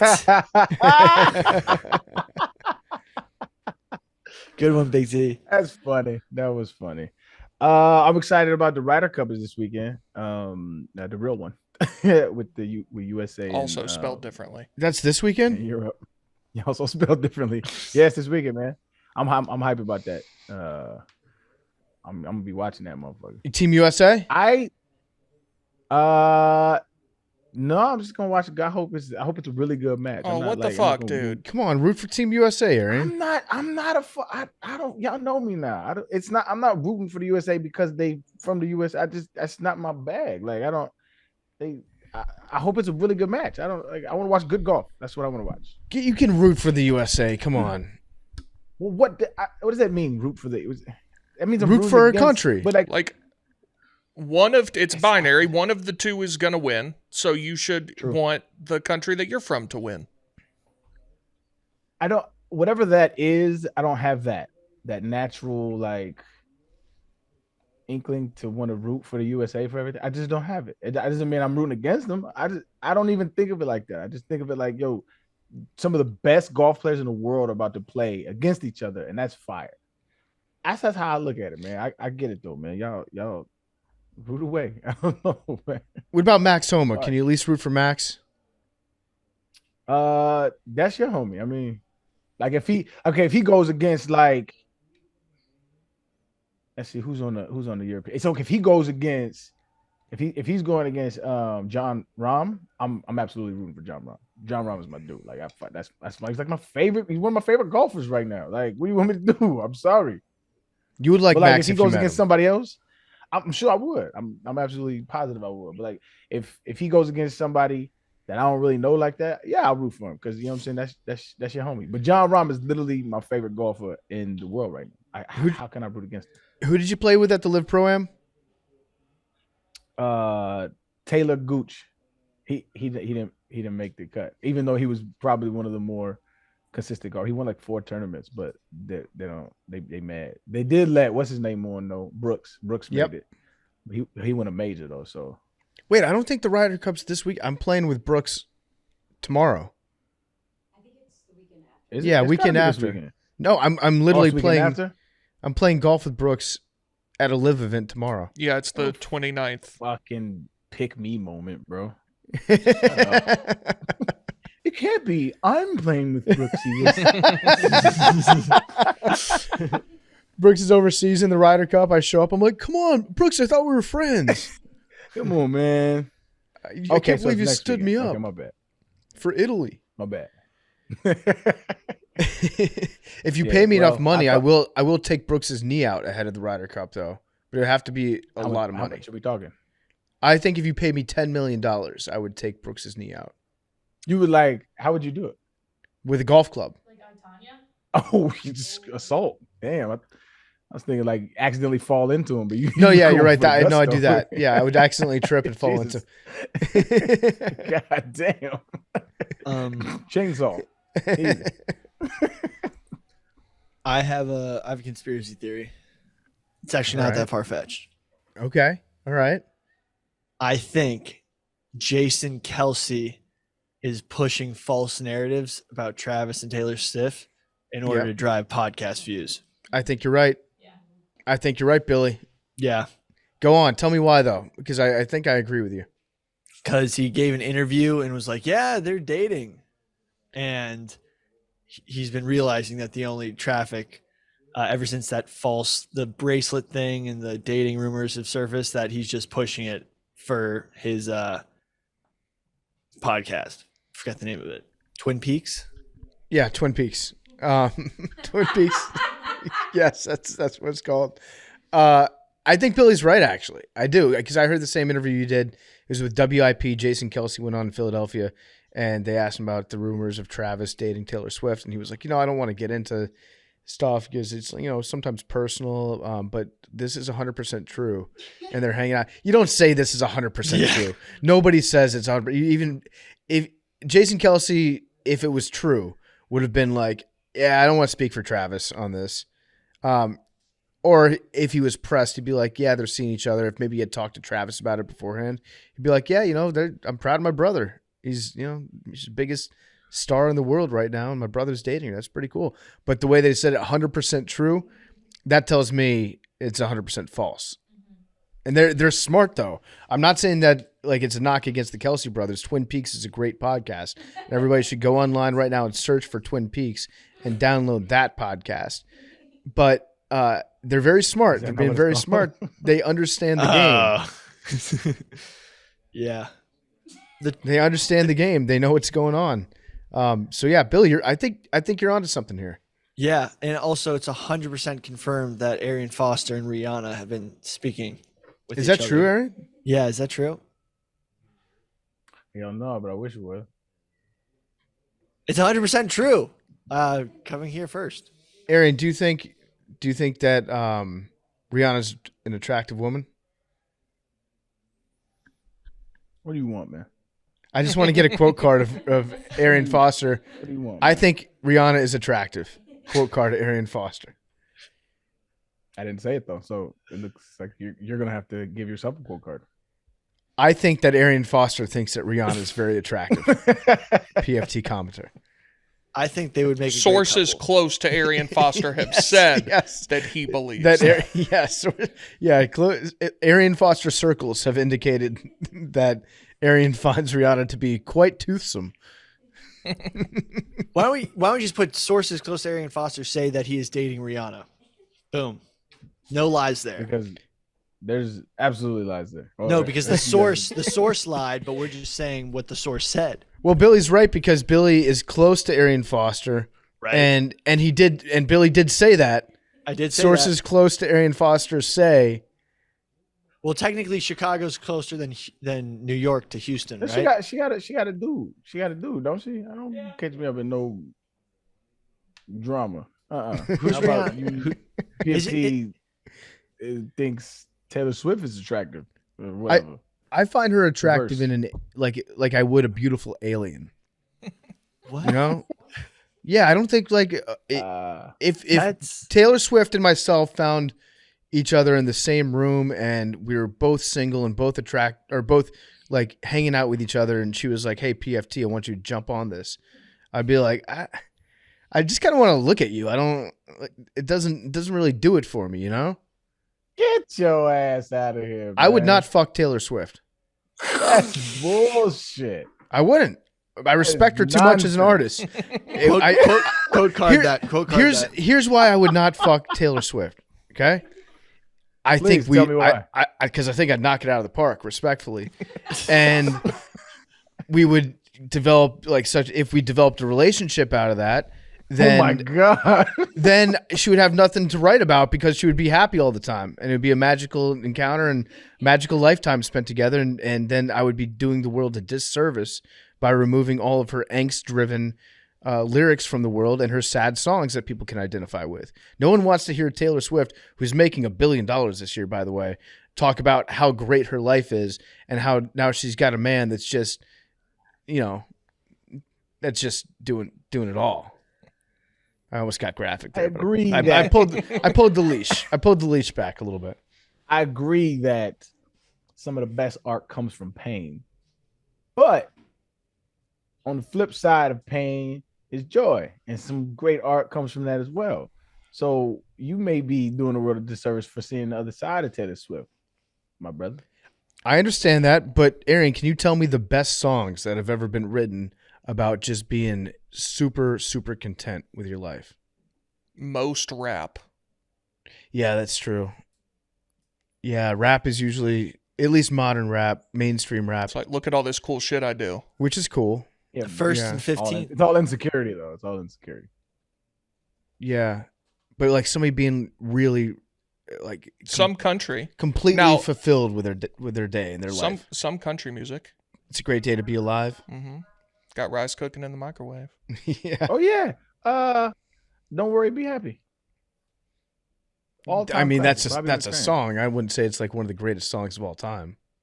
It is one of the most recognizable songs in the world. What do you mean? Yeah, but if that's your example of like a great song that was written about pure contentment, I can name you 10 songs that were written about pain that just shit all over that one. That wasn't the premise of your question, though. You totally moved the goalposts on me. Okay, so I'll go back to the original premise. I think better art is created from pain than created from joy. I would agree with that. So that's why I would I would have an not. amazing song. Though. I That's not like universally known like that. But As by Stevie Wonder, you listen to that and you're not filled with joy, you have no pulse. It's Okay, amazing. I will accept Stevie Wonder as a valid counter argument. Songs in the Key of Life is the entire album is basically about joy, right? Yeah, man. Yeah. Isn't She Lovely? That's about his daughter being born. Yep. Isn't she lovely? That shit bang. Mhm. I think the point you're really trying to get at is that songs from pain elicit more emotion because it brings out your own pain, whereas songs of joy bring out your joy, which sometimes isn't as heavy as your pain. Yeah, and if Taylor Swift started singing about just pure joy and how great her life was and how great her man was, then she'd have people coming out to her shows. She's making $1 billion, and then she's just stunting on all these people that are paying her $1 billion. As opposed to her singing about pain, then the audience is like, I can relate to her. She's just like me. This is a great symbiotic relationship we have right now. Whereas if Taylor's like, I'm rich. I got a man that fucks me 6 ways a Sunday. We have a great emotional relationship. Then I feel like her audience would be like, why am I here? I would respect her so much more though if she wrote an album about like her 8 houses and like how great her life is, Yeah, private jet. instead of pretending that she has, the plight of the common man. Yeah. Anyway, so that's why Taylor and I won't I be get getting broken together. up with 2. So Boise. And then I travel from my $37 million beach home to my $80 million penthouse in New York. Boys, Mad Dog boys wants to make me kill you right now. upset, too. Yeah. Boys, I also think boys are stupid. Boys make me cry. But So you're She was out saying- near your so old you're place saying- last night. My boss isn't fair. So you saying she's selling out football stadiums, Uh-huh. broken up with. She's at the House of Blues if she's married to you. I would never marry her. I don't even want to entertain that thought. But yeah, she would be she's 5'11". good. So That what? changed my Is she perspective. really? Yeah. Is she really? She's really, really tall. Dang. I didn't think she Tall like. I was water. thinking like, is she athletic enough? And then I was like, Have well, you- she's 5'11". She's 5'11" and she's putting on athletic performances every night when she does her concert. That is true. I would like to see her she's run. doing that concert- in heels, Billy. her I concerts would are a like to see sport. her run, and then I'll make a decision. No, she's an athlete. Taylor's an athlete. And she wears like 4-inch stilettos while she's doing it. Yeah. So she's 6'3" doing all of that. Yeah, she's an athlete. I'll give it up for Taylor on that one. Athlete. She's an athlete. Taylor Swift is an athlete. Yeah. Yeah. All right. Yeah. I mean, I don't know enough, but I guess I take your word for it. Yeah. She is. All right. I don't know how we got into this line of questioning. Oh, you know what my last thing is You about were Taylor trying to- Swift? Oh yeah, I was trying to catfish quote Arian. Yeah. The last thing about Taylor Swift is she is making her fans do 33 million puzzles in order to release her music. Like, what? Like, She did it. don't, Can you don't your explain that fans to do me? enough? What happened? I don't know, understand it, but I can just imagine that the dude she dated, it was probably, she was like, do puzzles for me, but just like, I'm fine. You know? Like, figure out what's wrong because I'm fine. You know what I'm saying? Okay. I've never listened to a full Taylor Swift song. It sounds like she's. Oh, that's not true. Okay. It sounds like she's a hostage taker. And you don't You've pick You've your heard one nose. on accident for sure. I can tell you that I have not. You've definitely Like, heard I may Shake have heard It a Off. hook or something. I've heard that the song exists and maybe like a hook is playing in the back of a commercial or something like that, but I've never have like played it on any of my devices purposefully. I bet Like it's you, never happened. I bet Yeah. you heard Shake It Off. That's not like a and knock Dance against Little. her. I'm sure she's a great musician. I'm sure she plays instruments and all that. I just has never interested. Her music has never interested. Yeah, you've heard her music. You haven't played it on your own devices, but you've definitely makes heard sense, a full song. I don't know We- that I have, man. Are never, ever, ever getting back together. That shit whack. but that's why I think she Got along goes- the slowest. I think that's why guys break up with her because she makes them like figure shit out and not actually like do it. She just like gives them puzzles. It does sound like she's taking her fans hostage, where it's like you have to do these. Answer me these riddles 3, or else I won't release the new album. I saw a tweet where it was like, "Thank God Taylor Swift's a like musician and not a serial killer." Like, Why you not would never both? catch her. Why not both? Yeah. True. Maybe she is. She could get away with Why murder. not both? I'm looking inside Taylor Swift's 8 luxurious homes. 8. I hit the nail I on the. was- I was So guessing, but yeah, it is What did 8. we discuss on the show? We had a theory of the perfect amount of homes. If you were like a billionaire, if you were the richest person in the world, you would still yeah. only need. 3. Was it I think 3 it's like homes? A regular, a beach, a mountains. And yeah. Yeah. A city home like with great nightlife, a beach home, and then a mountain home. Yeah. She has a $150 million penthouse in Tribeca. How do you spend $150 million on an apartment? I don't know. They're all assets too. I mean, we got to think about that. But at some point, if you want to sell it, there's not that many people that could buy it. Right, but real estate, you know. Real estate, like if you reach that upper level of real estate, you probably end up selling and buying shit from the same group of like 30 people. Yeah, but it just holds value better than almost any other asset. Maybe not anymore. Maybe commercial real Well- estate might be going down. Right, but that type of real estate doesn't lose value. Maybe not. Stocks always go up. Like it's probably on that apartment's probably on Billionaires Row in New York City. It's 50 Overlooking million, the not park. 150. That was a misprint. Stuff. And where is only it? Is it right on Central Park South? No, it's in Tribeca. I'll be honest with you, Oh. $50 million. That's chump change for For Taylor her, Swift. well, that's why it's one of her 8. She could probably have a better apartment. Her place in New York sucks now. Wait, she has a $50 million penthouse in Tribeca and then another apartment in the West Village. Those are walking distance from each other. No, she doesn't own the one in the West Village. Where is that? Where I think did we discuss Cornelia. this? It's Bleecker and Cornelia. This looks like a different. Oh, maybe it is that one. I lived real close to Taylor. You did. Yeah. You lived very close. It's to right Yeah. next to John's of Bleecker Street. Yeah. Oh shit! It's across the street from that Tacombe right there. Yeah, Taylor and I probably ran into each other one dark night in Caliente Cab Company. Yeah. When you Like, both had your hair she's up right there. with hats down close to your eyes and Yeah, both- glasses so no one both could tr- recognize you. And you both both trying were to just like avoid two each other. ships passing the night. Yeah. Bob Goochman lives next to her, that apartment. So Yeah. we'd be on his roof and you can see on her roof. Taylor, listen, I'm coming back to New York on Friday. We're playing the Pizza Fest on Saturday. I might, hey, who knows? Maybe you come on stage, sing Love Story. Maybe meet me at Woji's. I know you love Woji's. It's right next to your apartment. It's probably one of your favorites. Good wings there. in the night at Kettle of Fish, have one of those West Village nights that we all talk about. Actually, no, I won't be doing that because I would never go out on a date with Taylor You Swift. think Taylor ever went to Wogie's? She should have. She should have. The wings were that good. I miss Wogie's. I do too. I don't miss much about New York. That was a great place. You know, I was walking around the West Village when I was back in New York a couple months ago, and I was looking around, and I was like, you know, this place is really nice. I can see myself living here. It's nice to visit. Yeah. It was a beautiful day. But I'm glad that I'm gone. Like Chicago, like New York, but Chicago seems pretty good. All right, we got anything else we want to get into before Arian tees off on general relativity? I do. Y'all, okay, so Mackenzie lives close to me in a very similar building. I don't know if yours is a little different. Mine's different, but I live by it. Okay, but I'm assuming Mackenzie's is like this also. Your house is crazy nice. I'm sure it has this. These new... Have you been to my house?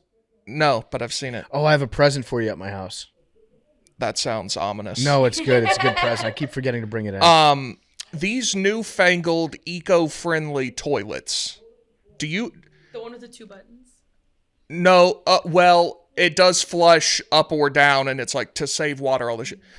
It's 95% bowl, 5% water. It's a disaster. Uh-huh. Disaster. I don't have those. Okay, well, count your blessings. Do you have this, Mackenzie? No, I don't have that. I have like a normal. I should have flush. taken a picture. It is, I mean... In your apartment or in like the. In my apartment.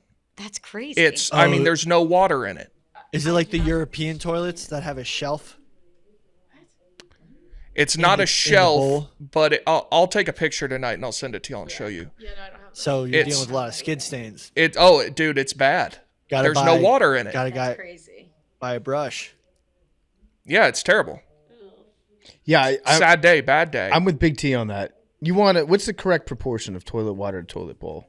Like 50-50. Yeah, 50-50 is probably pretty good.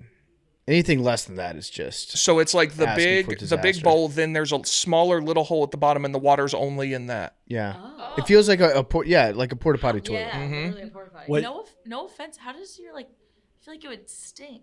It's terrible.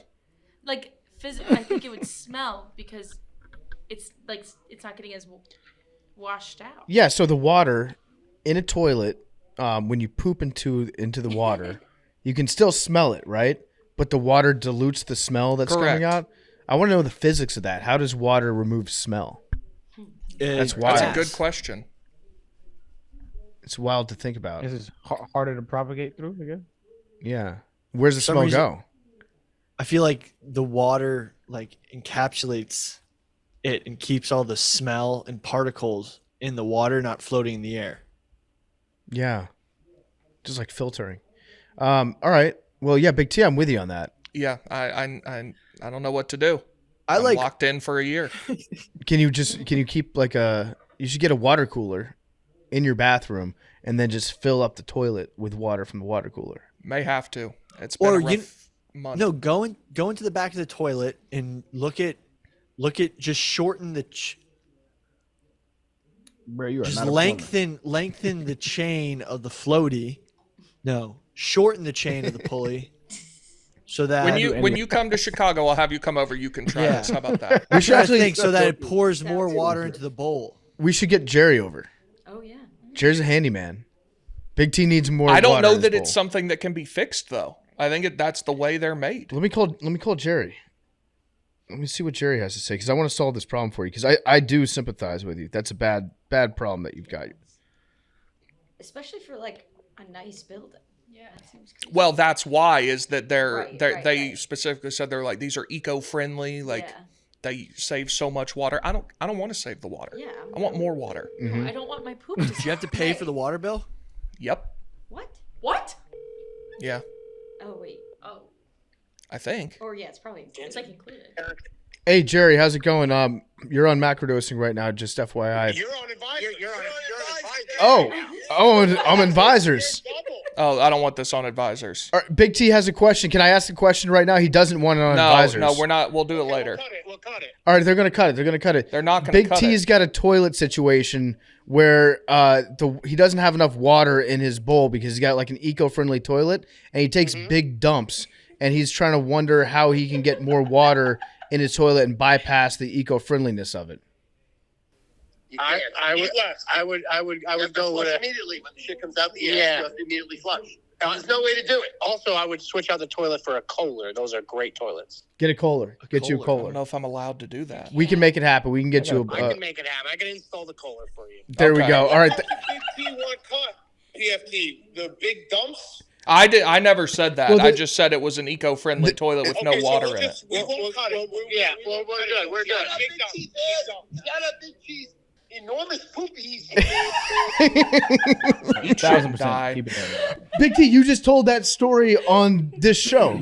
That's very different. How? PFT, did you just lie when you were telling a story to embellish it and make it a better story? Oh, shut the fuck up, Billy. Man. Big T, you told that story on this show. I didn't say what you said. Well, it was implied. He didn't say big dumps, PFT. You sold him down the river with that one. It was implied. He might have very healthy bowel movements. I think you do. You have floaters or stinkers.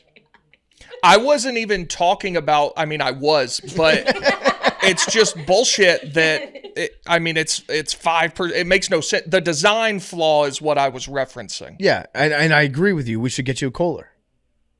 I don't know if I'm allowed to rip the toilet out of this apartment. Well, actually, if anyone makes toilets, Macrodosing would love to for you to sponsor us. If you're a toilet maker, like you're like a cabinet maker, or just somebody's out there fashioning toilets by hand. Well, what do you make? A toilet manufacturer. Yeah, if you're Kohler, hit us up. A porcelain ware. Or if you're Dude Wipes. Yes. Yeah, Dude Wipes, hit us up. Please sponsor us. All right, so we have any other things that we want to get into? Speak now or forever hold your peace. Really quickly, I have really bad acid reflux, and I've taken like 17 antacids from the kitchen, and it's not working. That's tough. Are you saying that you need a break, or are you saying that that's like one more thing? No, I'm just saying, like, what the fuck is going on? Yeah, Billy, you might have to switch over to like a 1-a-day pill.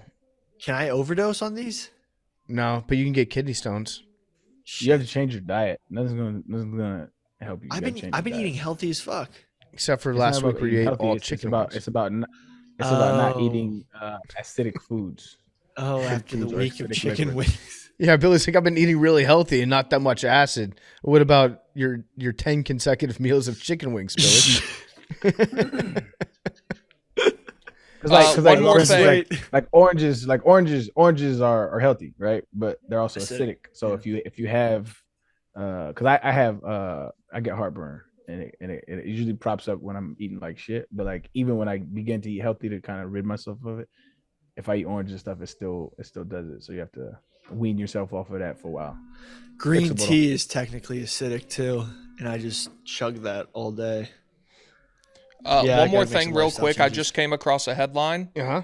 O.J. Simpson is the new football analyst on Cameron and Mace's sports podcast. O.J. Simpson was supposed to be ours. No. That's not real. The Juice said he wasn't doing podcasts, and if he was, he would come on Macro. There's no. It's a headline on Awful Announcing. Nah, that can't be, bro. Cameron and Mace. Yeah. Dipset, which is fucking hilarious. I don't even know who that is. They have a hilarious. You know who Mace is. I do not. I've heard the name Cameron. Bad boy. You make me feel so good. You know, make you feel so good. I've never sat down and listened to a whole Mace song in my life. Oh, shut your bitch ass up. Anyway, I've never sat down with Mace and listened to it. Do Puff anyway, Drive Mace and Cameron are old. They rappers from like, I'll say the late 90s, early 2000s era. Classic staples of hip hop culture. They have a podcast now that's fucking hilarious where they just talk shit, and it's comedy though. I'll be watching every now and then. So Cameron, you know Cameron, right? Hey Ma. I've heard the name Cameron. I don't know that I've ever like listened to his music, but I know the name. Man, that's crazy. Cameron? Now I know how y'all feel. Now I know how y'all feel when I say I don't listen to Taylor Swift. I'm like, what the fuck do you mean, bro? I get it. Didn't Cameron get shot and he drove himself to the hospital in like a Bentley? That's baller. Yeah, I might be confusing that with somebody, but so OJ is going to be an analyst. Oh, he apparently joined the show to, quote, solve the running back contract issues in the NFL. This is bullshit. Supposed to be on this show. What did he say? Do we know? Simpson Oh, gave his no. thoughts on the Nick Chubb knee injury, and then gave his take on the NFL salary cap debate that keeps on giving. I want to hear OJ's takes. Absolutely. Oh no, OJ betrayed us. Oh no, He did. Who could have predicted? Sadly, I'm blocked by OJ, so I can't see what he's putting out there. Why? What's you doing, man? Why are you trolling the juice, man? Why do you think I'm trolling the juice, Aaron? If you were to take a Why you trolling? to Aaron, if you were to Why take a you trolling wild, the juice, I'll let you have a wild stab in the dark on why I'm trolling the juice. Any ideas? Either way you cut it, man. Either way you cut it, it's not good to troll the juice. All right. Let's get into some general relativity. I will preface this by saying I know it on a very layman's understanding. Like, to understand these very complex theoretical things, you have to know massive amounts of physics, you have to know massive amounts of math and understand them on a very deep level. Like I said, I understand the basics of it as far as like its implications in the universe that we live in. But I think that's the beautiful thing about science is like it's very deep, it's very detailed, it's very complex, but you can get people to understand it in a very simple way. That's what I love about physics, and this is what got me into science in the first place. And I'm also gonna preface it with saying like I may butcher some shit, I may fuck some shit up. My apologies in advance if I'm wrong. Feel free to correct me. But listen, like I said, it's a very rudimentary understanding of relativity. And in order to understand relativity, I think you kind of have to go through like the story behind it is kind of what drew me in. And so Albert Einstein is the author of General Relativity. He grew up in Germany, and one of the things that I think was important in his backstory was he was slow to speak. I don't think he like really spoke words until he was like 4 or 5. And he's very famous for doing what they call thought experiments. So thought experiments are like if you think of a problem and you think about it in a way that like you visualize it in a very vivid way. And he even said later on in his life that his slow speech at the beginning of his life maybe have played a role in how he visualized the world. And so like how he first got into science was his father bought him a compass, and that kind of like ingrained in him this desire to understand how things move without anything touching it, right? And that's like the basic I guess question about general relativity is like how the planets move. It's fascinating that he didn't didn't talk until he was like 4 years old, because you learn more by like when you're 4 years old. What do you have to contribute to the conversation? I'm 4. I'm Albert. I'm Albert. I'm 4. But you spend all your time listening to people that are smarter than you talk, then you're going to get smarter, right? Man, maybe he knew what he was doing. Yeah. 4. He also had a book that was very instrumental in his background, and it was very visual. And I think in one of the stories, like a guy was like riding on a light beam or something like that, and so he had this like pressing thought about like what it was like to ride on the light, and that it's a very interesting visual, for a kid to actually take seriously. And so that's kind of like a background of like how he got into, the desire to learn and want to know. Mm-hmm. When he was in college, like he was like everybody else, man. He was like really good in math and science, and then the rest he kind of fucked off. He fucked off in school. His teachers were like, he ain't gonna be shit. Like they were same kind of shit. He wasn't like this exemplary student. He was actually kind of an asshole, class clown kind of shit. So when he was like thinking about riding a beam of light, he probably thought that everybody else, he probably thought just in general, like everybody's stupid. Like everybody in this world is so dumb. He's got this thought as a 4-year-old, like what it would be like if I rode on a beam of light, like you turn a flashlight on and the beam goes across the room and we all see that, what would it be like to ride on that? And then every adult was probably like, Albert, why do you keep asking? This is dumb. Like, nobody cares about this. And Albert's like, and as a 4-year-old, he's like, no, this is something that we should be exploring. We should think about this more. And you guys are idiots for never thinking about it. And everyone was like, no, you're dumb, Albert. It turns out that he was the smartest person ever. One of them, absolutely. The book thing didn't happen until like his teens though. But still, that's why, I mean, as a teenager, you're thinking about riding a beam of light, like, and it's like pervasive in your being, like it's actually fucking with you. But so after he got out of college, he initially applied, he got rejected, and then he got in, and he does okay, and he wanted to be a professor, but didn't make the cut, so he started working at a patent office. And so the patent office, he was getting like a lot of like that was during like the Industrial Revolution, right? And so it was like as the start of it. And so a big problem at the time was synchronizing clocks. That was like a big problem. So we saw a lot of like ideas. It was at the forefront of like the ideas of clocks being synchronized, because there was a big deal, like like train stations. You know what I'm saying? Like, we have to line these clocks up because 7 o'clock here doesn't mean 7 o'clock there. Like, we all got to be on the same page, or shit can go haywire. Yeah. And so his job at the patent office was to assess like the originality of all of these different devices. And in his time, like, theoretical physics was like relatively new. And so Newton's worldview was kind of like dominating. It was the dominating thought for, I think, was like almost 200 years, 150 years, where like Newton was considered like the godfather of physics. And I guess for the layman's to basically understand is like Newton's universe existed in a stage, right? So picture a stage and physics happens. A ball rolls in the stage. Einstein completely changed our understanding of how that actually plays out. I'll allude to it a little later. But one of the things that it rests on is that light is it's at a fixed speed. And so James Clerk Maxwell in the late 1800s proved that light travels at a fixed speed. and he proved that electricity and magnetism are two aspects of the same thing. So y'all heard of the electromagnetic spectrum.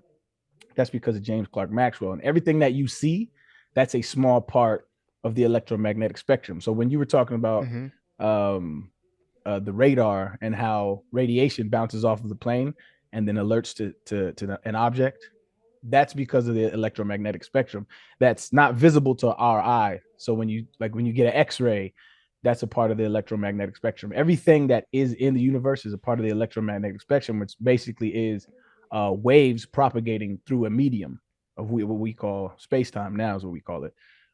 So everything, light, radio waves, sound, everything propagates through our ether, what we understand as space-time. All right, so when you say ether, that's like all this around us. That's space. That's space-time. That's space-time. Yes.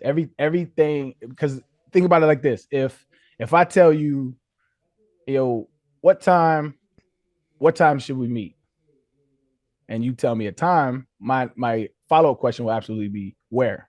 And if I tell you, hey, meet me at 7:30, I'm sorry, if I tell you meet me at the pizza place, your initial question is going to be when, right? What special relativity is, special relativity built off couple premises, and then came general relativity. So we got to understand special relativity in order to understand general relativity.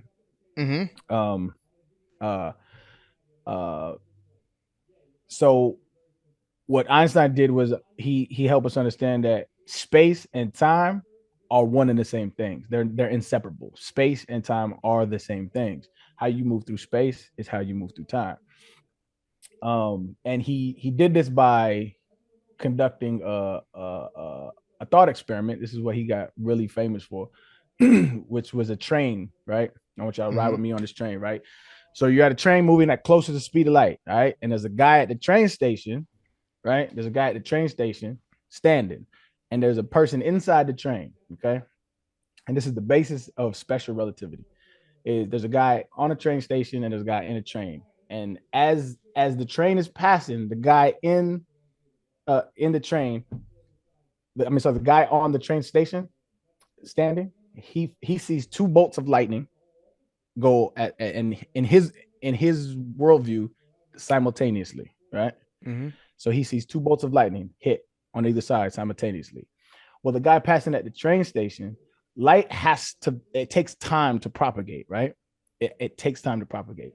And so if what James Clerk Maxwell proved was that light in a medium, in a vacuum, travels at the same speed no matter how fast you're going, right? Mm-hmm. Meaning if I'm going 30 miles an hour or if I'm going 565,000 miles an hour, no matter how it will measure it the exact same speed. Mm-hmm. And so that's the fundamental principle special relativity rests on, is that the laws of physics are the same in any what they call inertial frame. So if I'm on a plane, light travels the same speed for me as it does for you on the ground when you feel like you're standing still. Does that make sense? Yeah, it does. Now, when you're talking about the Following? concept of space-time, is that like if we're looking at an axis, like is one x-axis is one y-axis? No, space-time is the same thing. It's the same thing. How come you can't go Same- back in same. time then? Theoretically, you can, but you would have to have an infinite amount of energy. So this goes a little, we're jumping ahead a little bit, but Chris Long could go back in time. That dude had a motor, right? That guy played through the Ian whistle. I was a fan of his game for sure. So if you think of time, if I was to ask you what time was, like, what would you say? I would say it's what comes on my clock, and then that makes me know when I'm late for stuff. Yeah, like I mean, time is it's hard to define because there's really not like a, if I was Big T, what is time? It's an interesting question. Oh, Big T's Is my mic off? Yeah. There we go. Yeah, I don't know how I would define it. Yeah, it's a very elusive term because it's something that we experience, we're very familiar with, but like we don't really know what it is, right?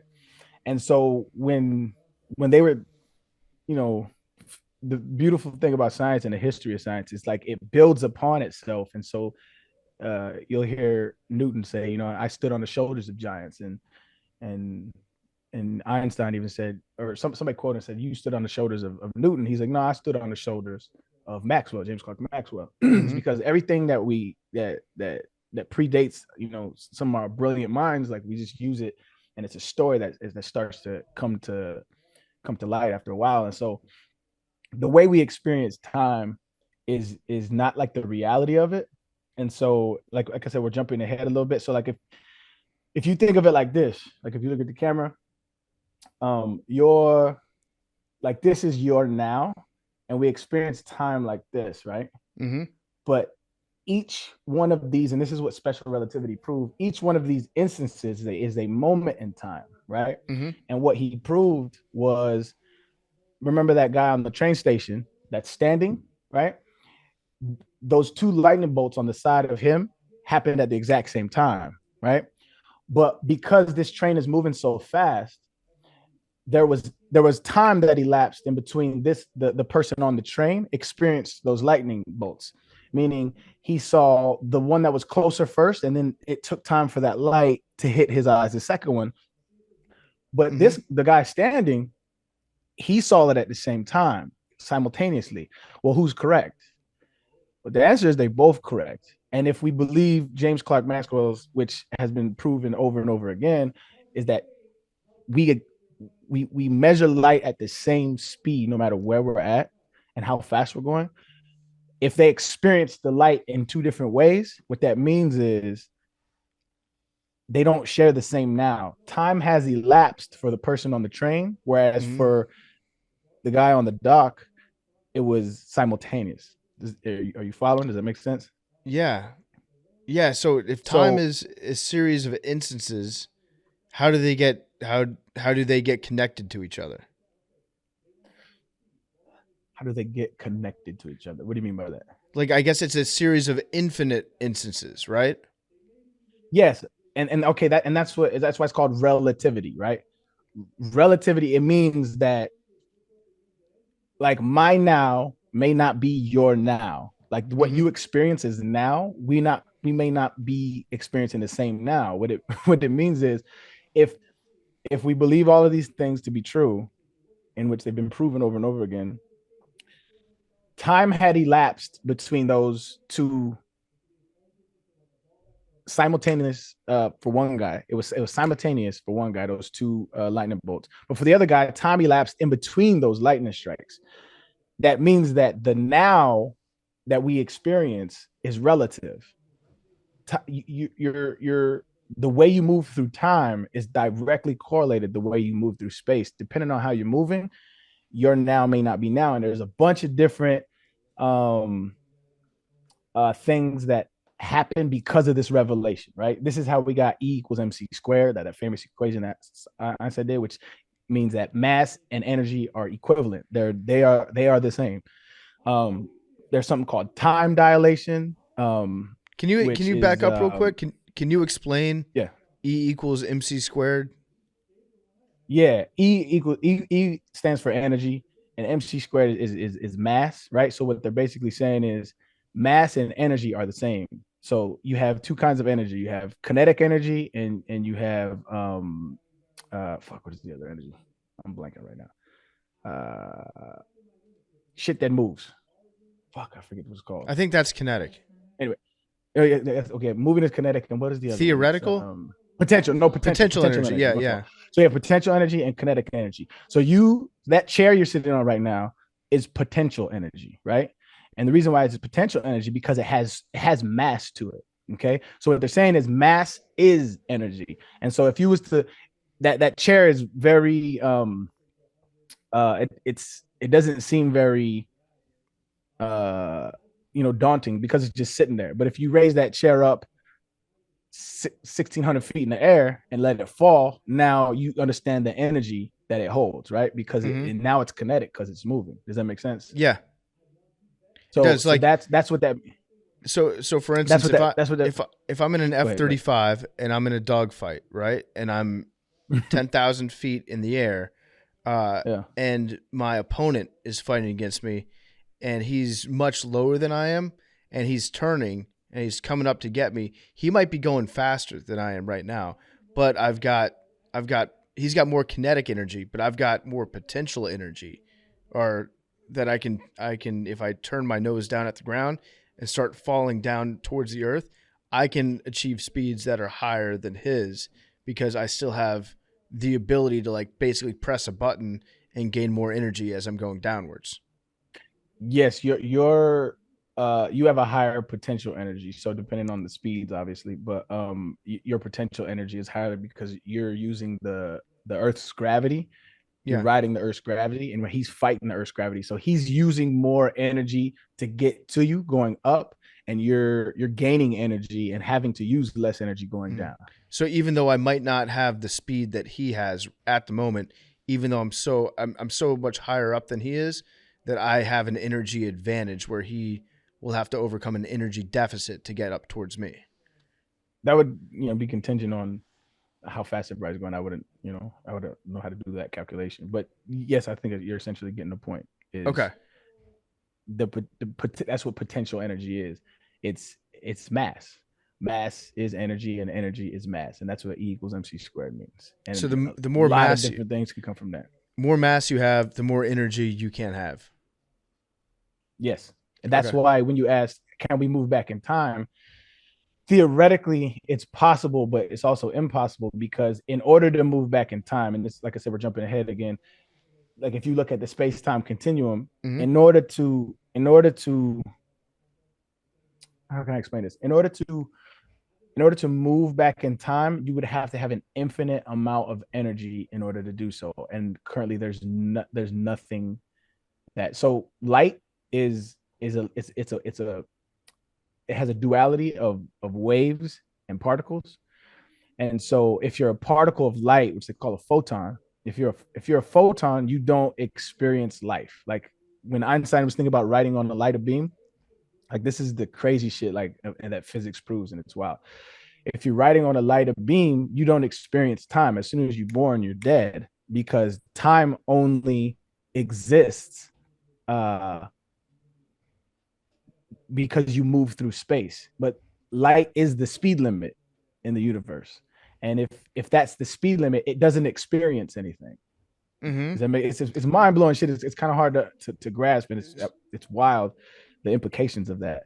So can So if anything you're riding travel on a lighter beam, faster than the speed of light? you can't. There's nothing in the universe that travels faster than the speed of light. You would need an infinite amount of energy because in order to travel the fastest as the speed of light, you can't have mass. Photons don't have mass, which is why you need energy to propel yourself, right? And so if you don't have an infinite amount of energy, you'll run out of gas basically in trying to be as fast as a photon. Okay, I got you. So that makes yeah, sense? I'm just going back to like TV shows that I've watched where it's like, oh, this is traveling at 5 times the speed of light, like Star Trek or Star Wars or something like that. Yeah, that's just theoretical. Yeah. Yeah, it's theoretical shit that it's dope. Like and this is what's dope. We'll get into general relativity, but yeah, there was special relativity. So special relativity is based on two premises: that light is at a fixed speed at any point at any speed in the universe. We all measure it the same. And the other one is that time and space cannot be separated. They are the same things. And it has all kinds of different implications. And he actually published those findings, and nothing really took off. And then like some other, I think it was a physicist, asked him to like write a review of that paper because I think he understood the implications, and he like encouraged him to like push his findings to a higher extent. It's like you drop a banger tweet and you just sit back and nobody retweets it. People are like, wait, retweeted it. Wait, I thought this was important, or like a huge story that you drop. And there was one dude who DM'd him and was like, "Hey, yo, fam, like this is fire. Just reword a couple of things, and I promise you'll go viral." And so that's what happened. So he added acceleration into it, right? And so the other realization in that he kind of figured out during another thought experiment was that gravity, right? He wanted to add gravity and acceleration into his, special relativity equations. And so he found out and he figured out that gravity is acceleration. Acceleration is gravity. They're the same thing. And so like if you're sitting in a plane and it takes off really fast and that pushes you back in your seat, that's what gravity is. That's that effect that you feel. That's gravity. It's your body wanting to stay because it's being pulled by gravity, even though you're on something that's pushing it away. So this is what he figured out. That's a great question. So what he had a thought experiment, right? So it's like, okay, picture a man in empty space that's floating in a box, all right? And he can't see what's going on outside of the box. Got me? Yep. Then all of a sudden, he's forced down to the bottom of the box. He can't see what's going on. What has happened? Two things could have occurred. Either he has, like, picture him like sitting on top of a planet, like there's a gravitational force underneath him pulling him down, right? Mm-hmm. Or somebody hooked a rope to the top of the box and pulled him up. Yep. He can't tell the difference. And Einstein postulated because there is no difference. That's what gravity is.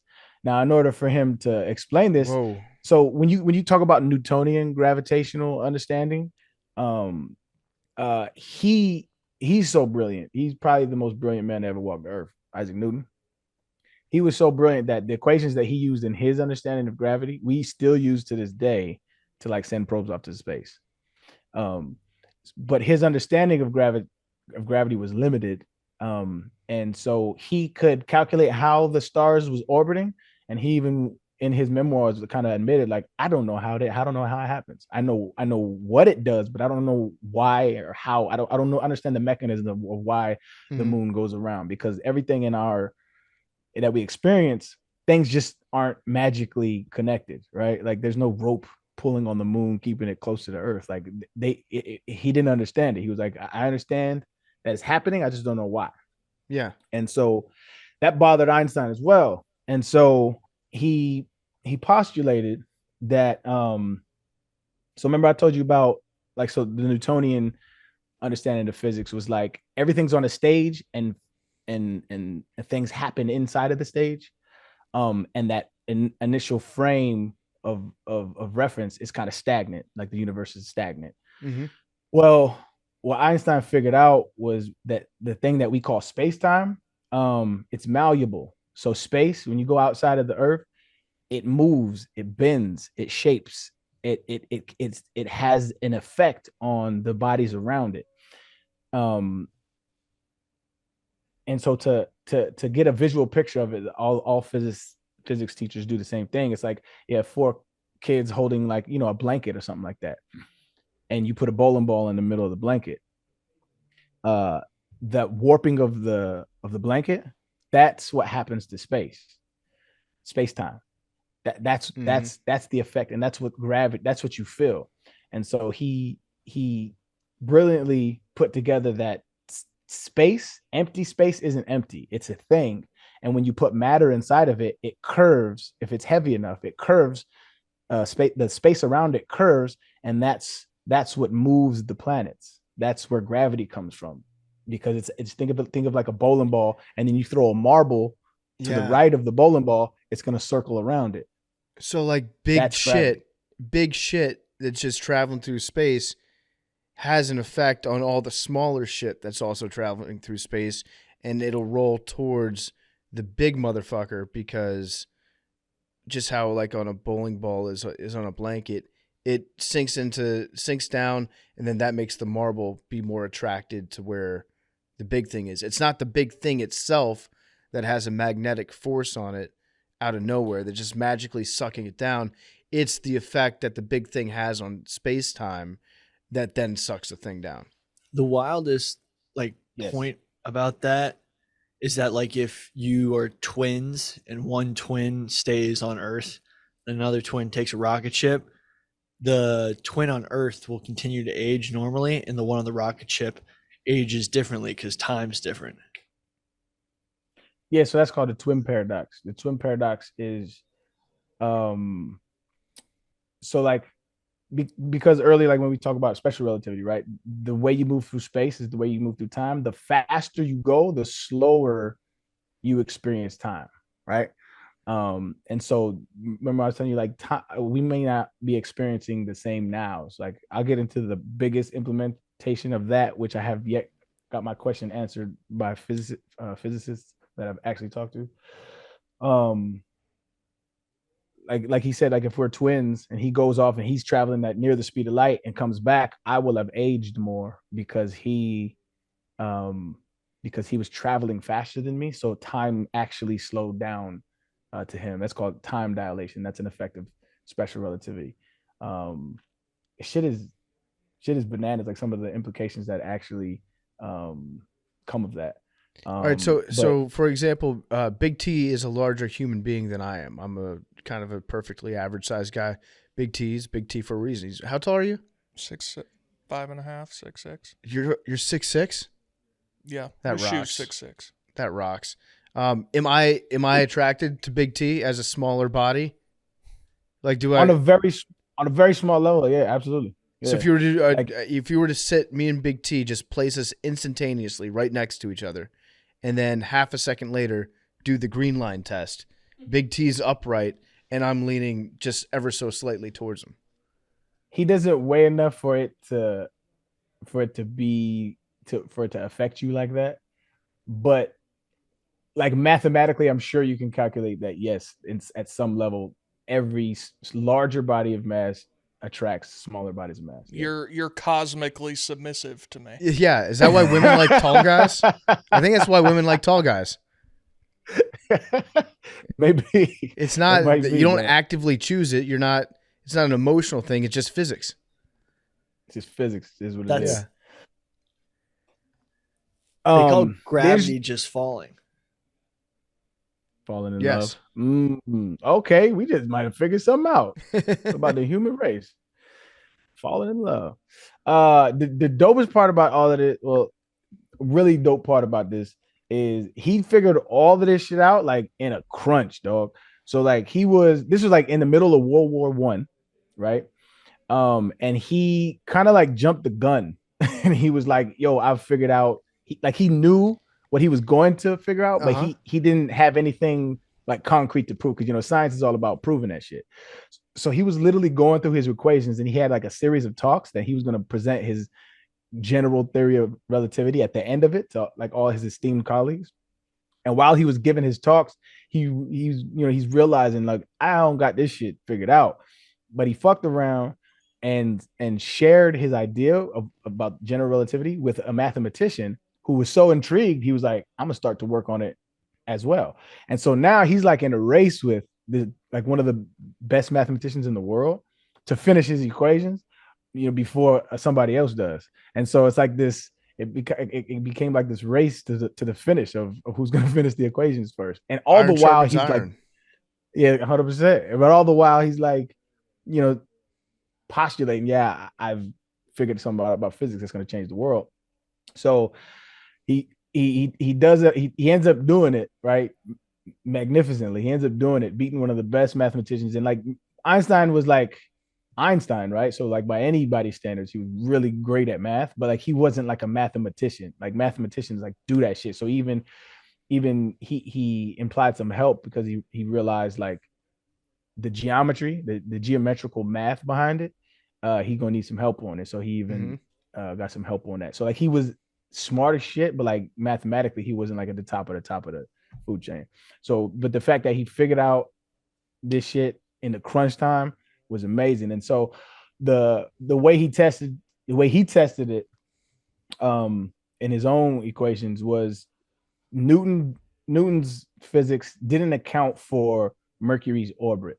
Mercury's orbit is very like it's not standard. Like it deviates off of like a normal path, and we never knew why. General relativity accurately predicts Mercury's orbit given its weight, size, all of that stuff. It fits perfectly, and so finally, after years and years of doing math and equations and physics and all that, he realized like, yo, this is how the universe works. And so he needed. What I love about science is you have to have a prediction about what you think is true, and so you kind of have to like guess the future about what's going to happen, and that's what he did. And so how he figured out it was true or proved it was true to the world was there was a dude going on an excavation to take pictures during an eclipse, and so Einstein made very detailed predictions on where a star is going to be, where the stars, because he theorized, okay, if space-time warps because of the mass and the matter, the sun, right, is so massive that during an eclipse, the stars that are behind it, they'll be in a specific position, because if my predictions are correct and space-time warps, then light bends. So think about something coming behind the sun. It's so massive that the light bends to get around it because it has to travel through that medium, which is space-time, right? So he theorized that was going to happen, very accurately predicted that during this eclipse, this is what's going to happen. This is where the star should be. This is where it's going to be, because the sun is bending its path. And he did it, and he became like an instant celebrity because of it. He was known all over the world. Did he hold his hand up? like you gotta be so pumped when you make a prediction that's like, I bet you that the light from this star is going to bend and be in a different location than you think that the star is going to be in once it gets revealed after the eclipse, and then you're right about that. Like, you are God. That's God. Yeah, he left his hand. He was like it hoisted him into like worldwide celebrity. He was like chilling with all the celebs, and he was that dude. He's now genius is synonymous with Einstein. You'd be like, well, look at this fucking Einstein. And and the crazy thing about Einstein is, we talking about general relativity. He if he would have done one of the things that he had did in his career, he would have been considered a genius. But like, he has done so, like when you look at his resume is crazy. He Best was just stats. like the genius of, yeah, he got a stat. He put up the stats, bro. He had a flawless career. So he did all of that, divorced his wife, started fucking his cousin, and hung it up. So that when you were talking about general relativity, I thought it meant like dating your cousins. healthy I debate. mean, relatively, she's Healthy debate. All right, Bill, you want to debate Einstein? Would you shoot Einstein to stop the nuclear bomb from getting created? hell no. Hell no. Crazy as hell. He didn't create the nuclear bomb. Right, but his applied physics helped create it. Yeah, well, shoot the dude that said, "Hey, we could do this." Shoot him. Shoot Einstein. We got GPS because of Einstein. So how does that work? How's GPS Einstein's thing? So it has to take into account. I don't know a lot about GPS. I just know it uses Einstein's what they call the field equations to account for the time it takes for the signal from the satellite to reach the ground. All of that, like, because time is different up there than it is down here, and also the curvature of the space and time around it. It just accounts for it, and it uses Einstein's equations for that. Well, shout out to Shit's fire, Einstein. bro. That's I don't know how we got around without GPS. Like I remember when I started driving and we didn't have It was GPS. trash. You had to look It at was maps trash. and shit. You had to keep It a was map in dog your shit. car, and then It you'd have was to pull absolute over dog shit. to the side of the road and be like, okay, I'm on this road, and here's where I think that I am by the mile marker, and it says back here is this other intersection, so I have to know what those roads are and how to get there, and then I need to make a right and turn around. Like it was a real pain in the ass. That you could not go out in a car to get somewhere that you had not been before without studying the shit out of it. That's what I'm saying. It eliminated a whole man versus woman trope. You remember that? Back in the days, women used to be like, men will never stop and ask for directions. They just refuse. Like that was a whole thing, a man versus woman thing. Like, and now it's like nobody, you don't need it. Google got you. You know what's crazy? So many old dudes just have conversations about directions, and like it's to help. That's like how they figure out directions, I guess, when like to exchange of information. But it's one of the most pointless conversations of all time because they want to visualize where it is in their mental maps when they're talking about a place or a thing, and it's just like you could just watch two guys spend 30 minutes talking about where something is in a conversation. Yeah, and I'm just like, this is the stupidest thing ever. Pull out your phone and just look on it on a map. One time I pulled over in Ireland. I was driving around Ireland, and I asked, I didn't know where I was going, and I stopped in this pub that was in the middle of nowhere, and I was like, hey, can anybody help me find this spot? And these two dudes came outside. They were probably like 75 years old. They were wearing like full tweed suits and shit that they got dressed up in to go to the pub and just get drunk for the rest of the day. And they came out and they just described to me how to get to this place I was looking for with like every local landmark that I was going to be passing. And after about 5 seconds, I was like, I'm not going to be able to use any of this, but it would be very rude for me to just walk away. So I sat there and listened to him for about 3 minutes, just pretending, nodding my head, got back in my car and was more lost than I was when I asked. But old people do love talking about how to get places. It's like their favorite thing. It was a survival skill. Yeah, it was. That's when it works though. Like, so like if you ever go, so like I sometimes I went up, what do they call that shit? Mount Hood in Portland, Oregon, and I would snowboard up there. There's like an area where your phone don't work, you don't get any service, and so like you have to know where you're going. And like I was with people who did, but like if you didn't, like you would have to get out and ask for directions. Very, very MapQuest days. Think about if you were in undiscovered areas, like you didn't know what you were showing up to. Yeah, you know, like the pioneers. Undiscovered to them. Yeah. Yeah, that's wild, Arian. So wait, there was something that you were gonna get to before. I forget. Oh yeah, you had a question that you've posited to physicists that has remained unanswered. What is that question? Yes. All right. So I've asked this to Neil deGrasse Tyson. I've asked this to I think I asked it to Brian Cox, and they don't quite understand what I'm talking about. It's not, I'm not saying they're too stupid. That's not what I'm saying, but I just don't think they understand what I'm trying to ask. And maybe it's my fault because I'm not expressing myself correctly. But so the premise of our findings because of these things, right, is wild. And so what that means is if, like, remember the guy on the dock in the train, right? Time. People at the same place in the same time are experiencing time in a different way, which means my now and your now may not align, right? Like your now may be a millisecond in front of what I'm experiencing as now because we're moving different, right?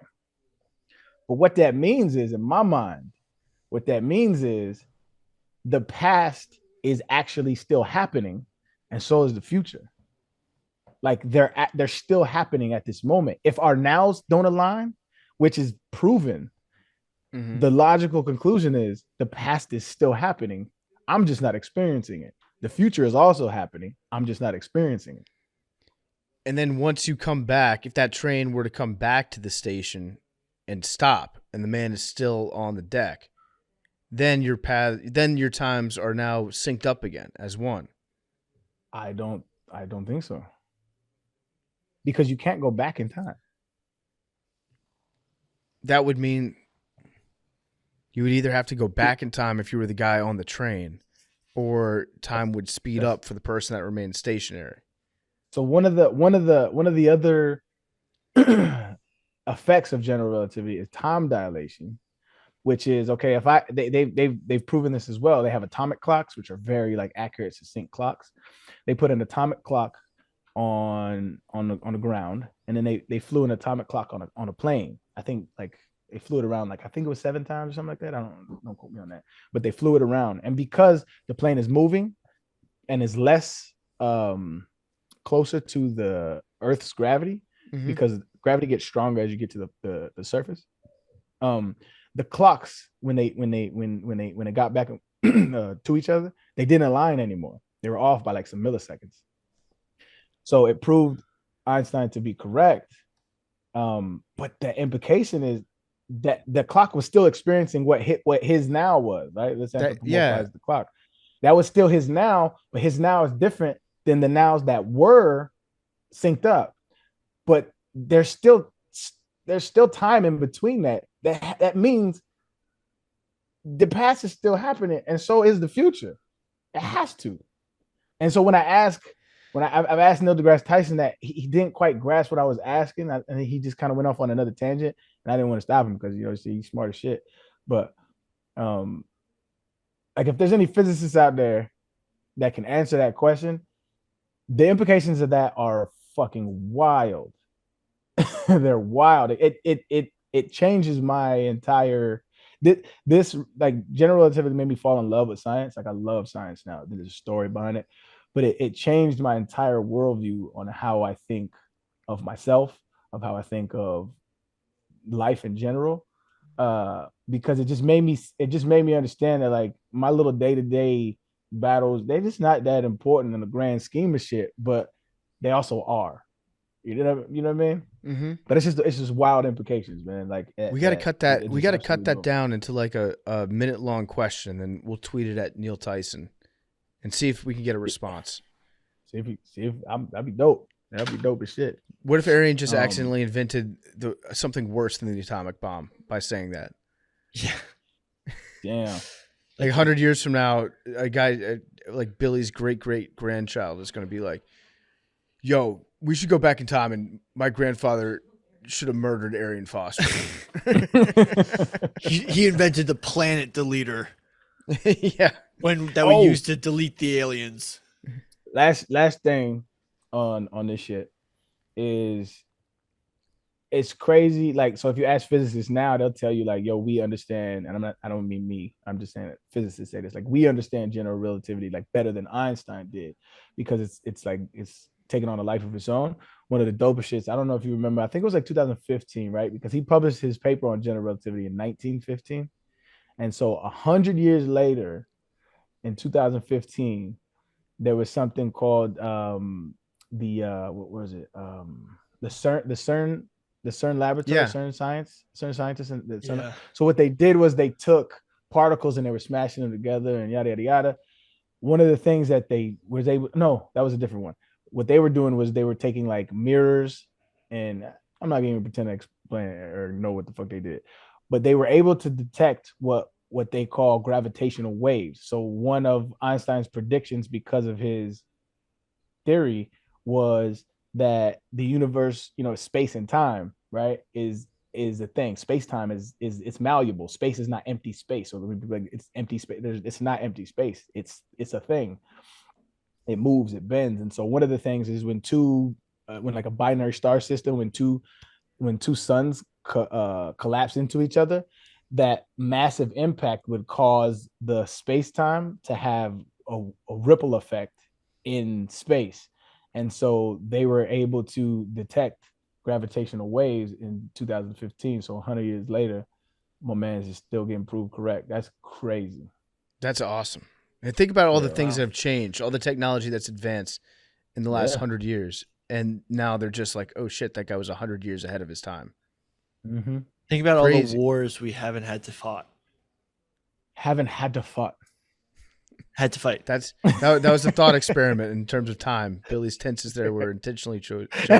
Yeah. That's fucking funny. It is wild, man. There's some, yeah. I've never actually sat down and thought about gravity and relativity. I never really even tried to understand it before. Now I think I have like an infant's grasp of it, and it is pretty mind blowing.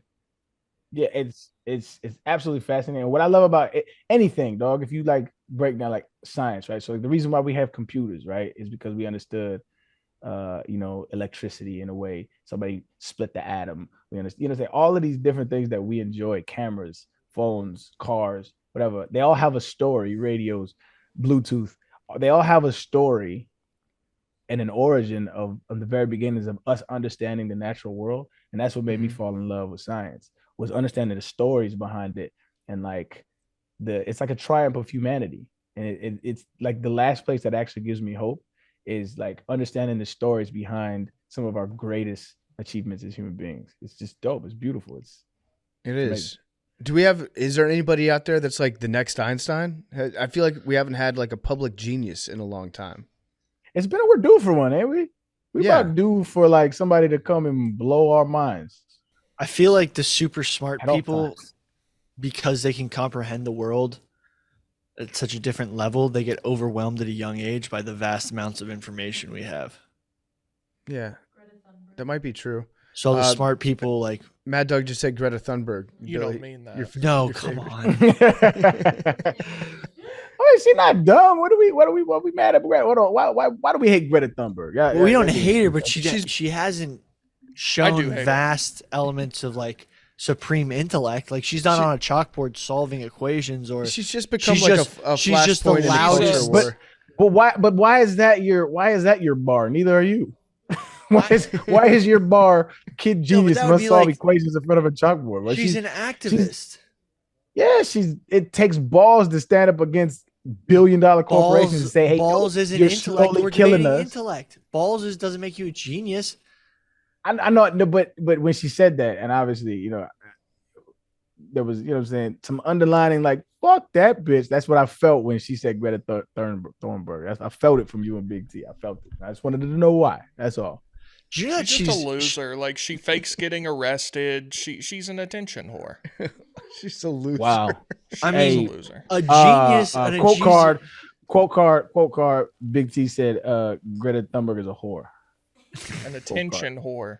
Is it just like blur the attention part and just put whore. By the way, a lot of those stop oil,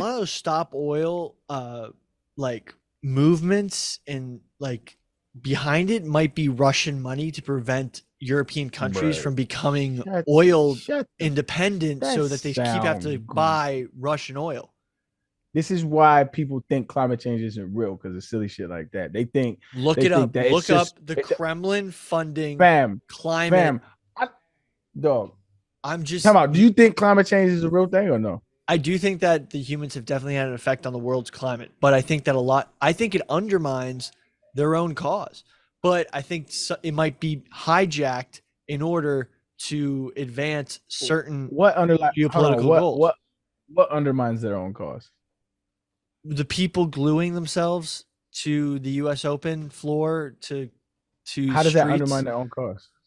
because one, they're causing fossil fuel emissions to be emitted for non-utilitarian reasons, just idling because they're in the road stopping traffic. Two, it makes them That's not a serious argument, bro. Come on, fam. There's no way you are postulating that. well, as a if serious you want to prevent the emission of fossil fuels, why would you do something that causes them to be least efficiently used and just to be wasted? Two, it makes their own cause look stupid. Just like far How does it left make or their far cause look right stupid? people, extremists make causes look stupid. That is very. So that's- the argument about horrible like the idling cars is so funny. It's like, well, It's true. Hypocrite much? It's not true. It's not Yeah, true at all. But it's true. Imagine if I was like, save not the true. whales, and I'm just butchering whales. That's not. Those are nowhere near the same things, man. I mean, come on. It's Nowhere near it's not the That's same. a horrible argument. It's a bad argument. You could make the claim like if you were. It's not that if bad you- of an argument. You guys, This is why it's a bad argument. This No, this but is why you it's a bad really argument. wanted to the stop amount fossil fuels from of being emitted. emissions that are coming out of a car while they're idling while one protester is in the street is minuscule compared to the macro effects that are happening on climate. That's the why point. it's It's a like bad argument. it's such That's a why it's a bad tiny. It's impossible to be carbon neutral. So you could make that. Well, you're breathing, aren't you? You're emitting CO2. That's interesting. Hypocrite. So the planes, you could say planes, that. trains, automobile argument. It's just a bad argument. But the Because we all argument have Billy to- made So right after why that. are we having to go to EVs then? If this is This is What? why it's a bad argument, bro. Because we have to exist in an economy that we built. We have to, right? There's no getting around that. So it's like you have to, like, in order to survive, like you gotta commute to your job in order to feed your family. So they're not saying stop all use right now. What they're saying is you are continually engaging in bad policies that are pro oil and pro fossil fuels that are leading us to a downfall that is irreversible. That's what they're Okay. saying. So So you my saying original that there's traffic caused by protesters is a horrible argument. my original point was that That was your number one. That was your number one point. No, by the my way. number Yes, one it point was a was. lot. You said it of undermines their no, cause. no. My number one point that I started this whole thing with is that Russia and the Kremlin funds climate protests to cause a lot of European states to not have energy independence, so that they are dependent on Russian fossil fuels. That was my point. And if you look it up, it is very true. That could be the case, but it's Russia might be funding European environmental organizations to support its Billy, position in the Billy. energy market and undermine competitors. Billy, That was that my may- only Greta in point. Putin's pocket. that may be the case. With That was something my you're only point. asking. Good bro. question. No, but you Greta didn't. You might be packaged, Putin's bro. puppet. You listen.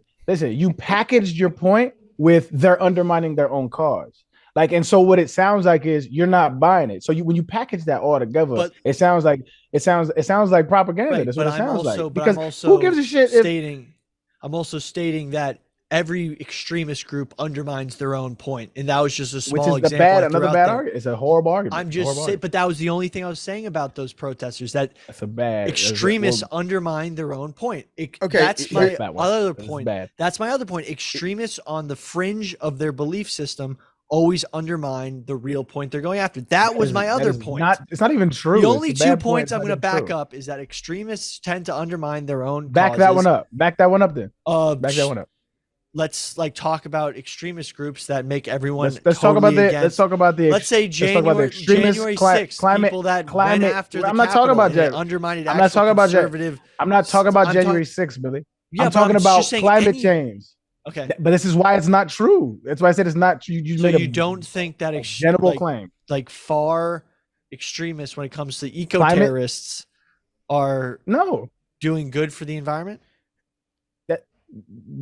That's a false My premise. only point. I disagree with you. I think Billy's right. Wait. The premise. Hold on. The 2 points I want to argue. The 2 points I want to argue. Please, bro. Oh my! You've said it 7 times now. I understand it, bro. It's not hard to get. What I'm saying is, you started with a faulty premise. Your premise was, eco-terrorists, as you call them, aren't doing things that are good for the environment. That's a false premise. That's not. I don't agree with your premise. That is not what I said originally. That is exactly what you. Please. No. I just said eco-terrorists. Please run that. That's exactly what you said. The 2 things that I want to argue is that just look at a lot of the funding for these climate activist groups in Europe, especially.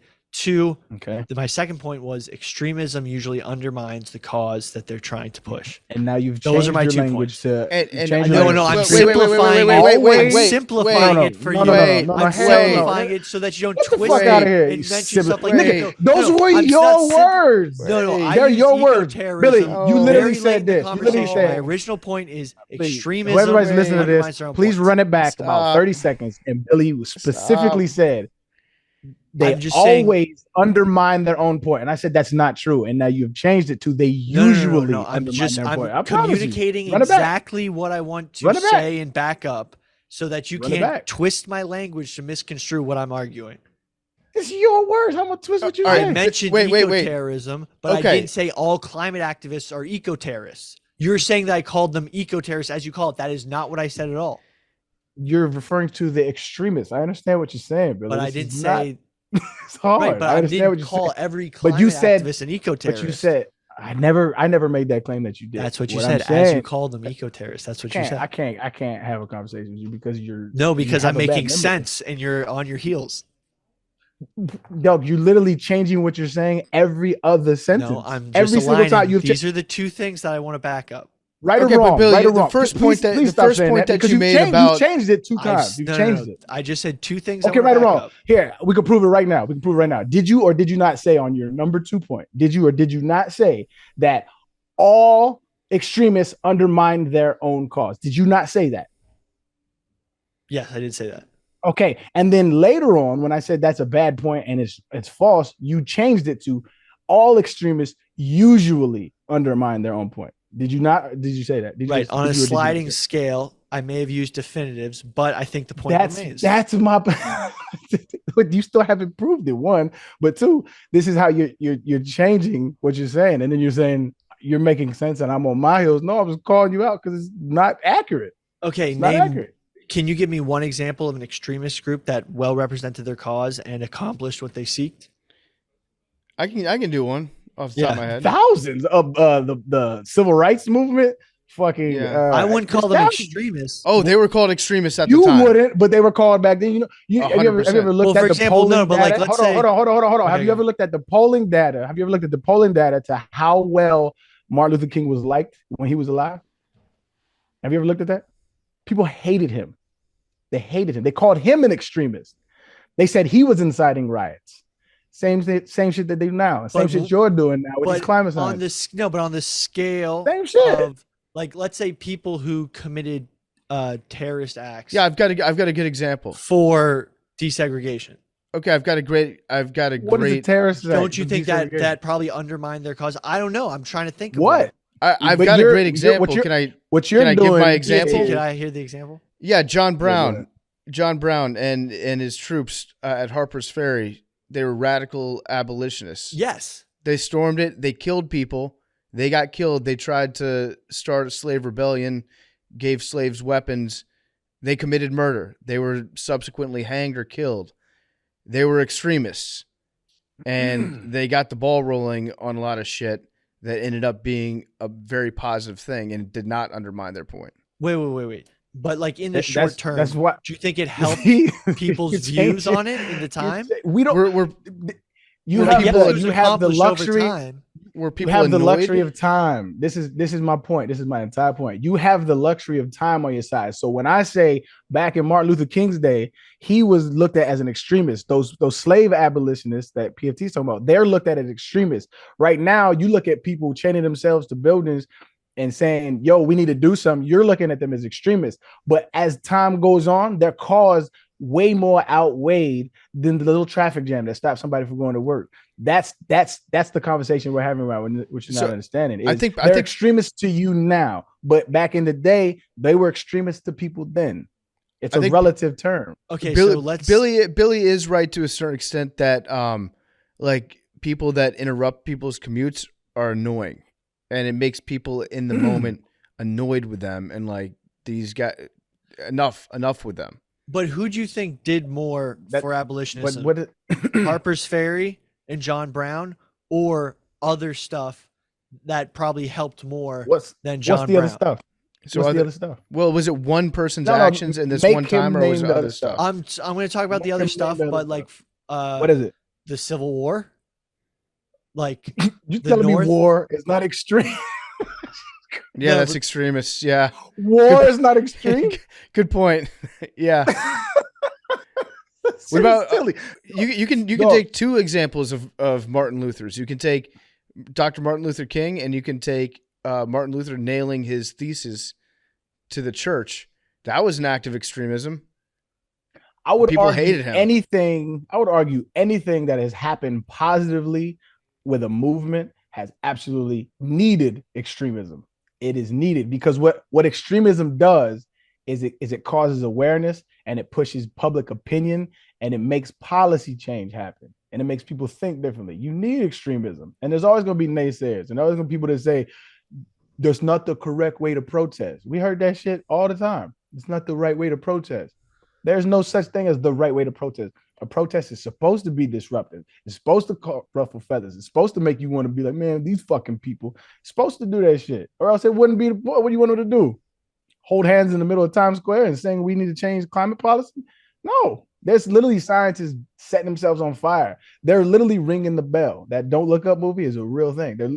Climate scientists overwhelmingly 96%, they're ringing the bell saying we got to do something. And you calling people extremists is a part of the problem, in my opinion. I think it depends on if look you're at right or failed. not. Let's look at stuff that was failed, right? Let's look at failed extremism. Let's talk about terroristic causes that were failed, because we're talking about all these dubs, right? All the wins. But like, let's say like faulty ideologies. Let's say, the Charlottesville March. Those were extremists. Those didn't advance any of their views. Mm-hmm. It made people hate them more. Let's take... What does that have to do with anything? Because that's extremism too. And it didn't help their cause. So Having them... what is Billy their saying cause? is that tiki torches. what Right, Billy's but saying they is that- have beliefs that they want to advance, but their extremism caused more pushback to their actual cause. Let's talk about, Well, wait, Billy. Do you think it was? Do you think it was conflating. the extremism that I'm not- caused? Wait, no. Listen. Yeah. Do you think it was the extremism that caused more pushback, or do you think that the cause of the pushback was ultimately what their views actually were? I think that it was a mixture of both. They had extremist views that were bad, but maybe some of their core beliefs of what they identify with were then negated by their extremists. Like, for example, let's talk about Al Qaeda, terrorist group. What are their core beliefs? They wanted less U.S. intervention in the Middle East, but They wanted, yeah. which is a fair point. The U.S. was very intervened in Middle Eastern affairs, but their extremism probably negated any of their rational points on the matter. Every group has rational points in some respect. Every but group has rational points to some. No, but think about it, because all the rational points get negated by the extremism. That's the point I was trying to make. Okay. I can't believe I'm literally defending Al Qaeda right now. They Nazis also and what the fuck? No, but I'm saying all You said types of every group. group has rational points to some extent. That is a wild statement. No, That's that a is a wild statement. That's a But, wild statement, bro. that is a wild statement. Let me think. okay. about this. Can I boil it down for Billy? Billy is annoyed by climate protesters. That's That's what all it it- boils that's down to. Yeah, 1000%. No, what but it is. like, 1000% that's what it. And that- it's but that fair to be sentiment- annoyed.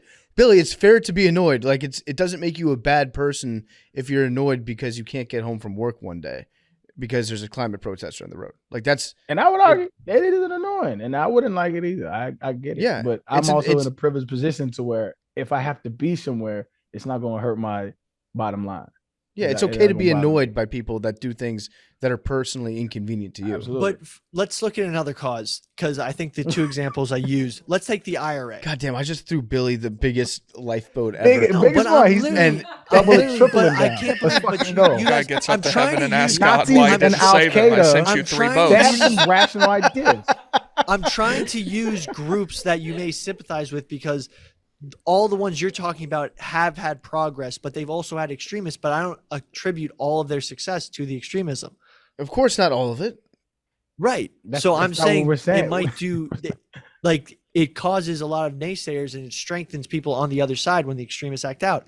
I don't think what I'm saying is that, like, Welcome out to there. public discourse. That's literally the bedrock of conflict in every war and every conflict ever. It's you have people who feel really strongly. You have people who are like, I mean, I feel you. You have people who could not care less. You have people Right. who are really against it. That is the sliding scale of agreeance. No, but do you think car bombs in Northern Ireland has done more for their cause or hurt their cause? I don't know enough about it. When And you- their right. rational viewpoint is that they want an How did we independent get here? Irish I state. don't know. We should do the Troubles on an episode. We should do the conflict in Northern Ireland for one. Yeah, we should. That would be good. I A have lot no of idea what's going on extremism there. that hasn't exactly helped their cause.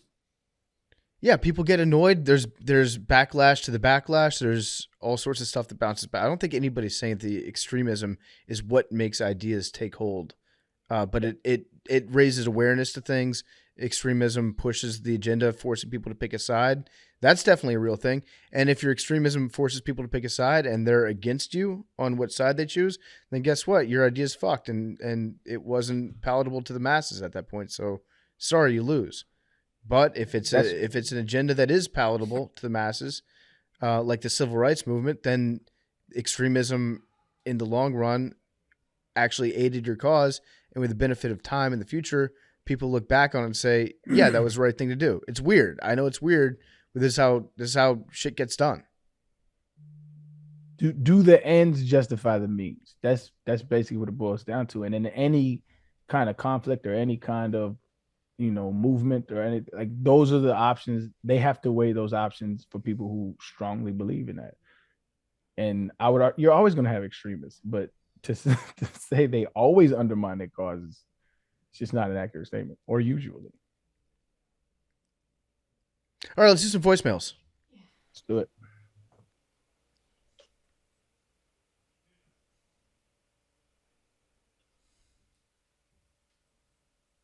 Hey, Macrodosing. This is Matthew. I'm from Americus, Georgia. Go Dogs. Sorry, Big T. Looking forward to seeing you this season. Quick question for y'all. Just wondering, if you got a song stuck in your head, how do you get that song out of your head?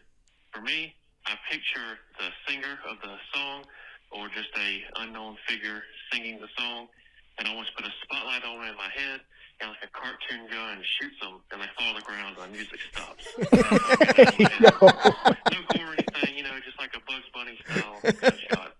Just curious how you guys get it out of your head too. Shout out to the fellas, stay handsome. The ladies and Arian, stay gorgeous. My wife and I love your podcast. Y'all are the go-to podcast on a long drive because you promote communication and conversation. Love everything you do. Continued success. Love y'all. That's a great question, and that guy's a genius. I think. I mean, nobody has anything better than that. Because I was Hell no. my I answer couldn't was hear the going to last be. part. What exactly was he doing? So my answer was going to be, I can't get it out of my head. Like, I don't know a way. If you get a song stuck in your head, how do you get it out? His was that he pictures the singer on stage, and then like a cartoon gun shoots the singer and knocks him down, like a Bugs Bunny cartoon gun. Maybe like they get shot, they're covered in like black gunpowder or whatever, and then the song stops, and then the song's out of their head. It can be a real gun. He doesn't have to shy away from that. In No, his he don't have mythical to- yeah, scenario, I'm they with can him get on shot that. for real. Don't got to Don't be you a just cartoon listen to character. the It could be song? him. It could be him. Don't you just listen to the songs to get it out of your head? I didn't know this was like. No, sometimes had that to makes do it more than worse. No, it usually just gets it out of the head You listen to the song that is in your head to get it out of your head. because it scratches the itch that your brain's looking for. I've done that before, but it doesn't always work. Sometimes it makes it way worse. I'm gonna try this gun thing because I've had one real bad recently. There was a TikTok of a guy who wrote a stupid song to the tune of the Bally Sports theme song. Oh, okay. That's the network the Braves are on, and they play it going in and out of every commercial, and I watch the Braves every night. So that's 18 times a night. I hear this, dun-dun-dun-dun-dun, and I think of the guy's TikTok song, and so it's been bad for like a week. Give it a every shot. night. Give it a shot. I'm gonna imagine him getting shot. The cartoon gun or real gun? Real. The cartoon gun, then you like your brain knows it's fake. Yeah. What kind of, maybe what that's kind, part what of kind it. of Maybe gun are you putting them down with? I don't know, something humane. Something with a large Just enough caliber. just a nice. What's Listen, the none most of this humane- flashy stuff. Just a nice little handgun. What's the most the way, humane gun you can think of? Depends what you mean by humane. Do you want them to die quickly? Yeah. Ooh, silencer. Are you gonna have a silencer on it? No, that affects the range. If you're in a theater, you're gonna want nice range on that thing. Not if you're right behind them at the Ford Theater. Yeah. Yeah, I mean, are you It's true. sniping them? Or are you walking right up there? Past Well, he the said theater and he's just pulling through imagining the they're on stage. So I'm like, am I in the balcony at the Fox Theater and I'm taking the shot? What about bazooka? That would do the trick. Blow them away. That was the By the first way, gun I thought of when he said this. Was like a big ass like 22s can kill people. Just putting that out there. you don't say. Yeah. It probably hurt. Probably See, feel I some would pain that with would be like the least humane way to do. Yeah. Take Yeah, 4, 5, 6 bullets. No, but like remember when I was talking about like a 22, like is yes. yeah, compared to like Yeah, a how- sniper rifle. Sliding Yeah. scale. Or a I remember. if you had a bazooka would probably be too violent to be humane, right? Too messy. Like It would guts kill you exploded quickly. Everywhere. Well, no, If you're guys, the not most concerned- humane way to do it would be the air gun that they kill cattle with. Oh, they just put it up to their head. Yeah. What's that? Yeah, just put it up to their head. Have you ever seen No Country for Old Men? No. Yes. Okay, so No Country for Is Old it a Men. good- Seen is one it a good clip movie? on TikTok. Yeah, it's a good Yeah, movie. It's a great good movie. movie. Javier Bardem, he kills people with a cattle gun, like an air powered. He's got like an air tank he carries around with him, and you put it up to their head, and you press the button, and it shoots a bolt into your head. It kills you like instantly. A bolt of what? Metal, steel, iron, Okay. something like that.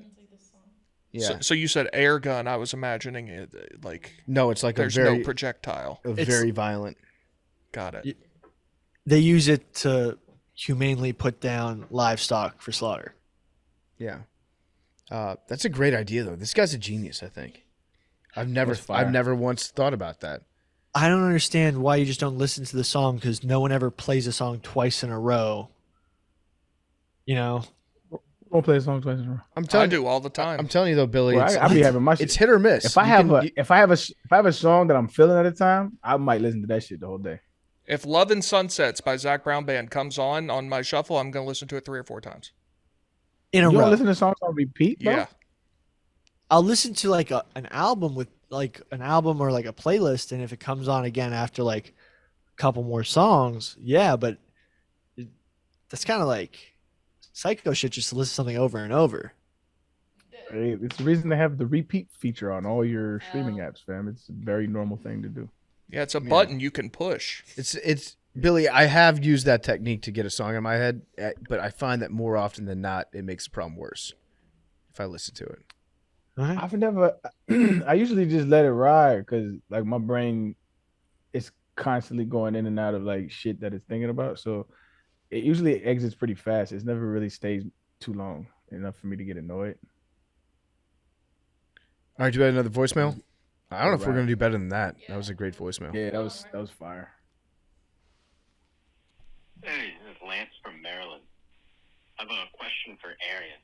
So, a few months ago, I had LaShawn McCoy sign my O.J. Simpson jersey. Looking awesome, by the way. But I was shocked meeting him in person. He is a massive man.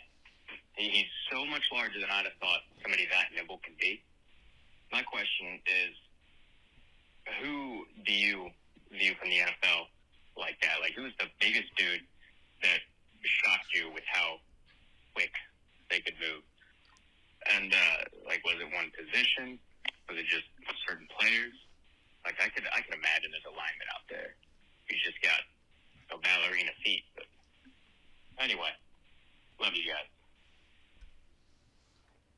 So the question was, who's like the biggest dude that impressed me with how they move? Yeah, pretty much. Did I hear that? Easily Julius Peppers.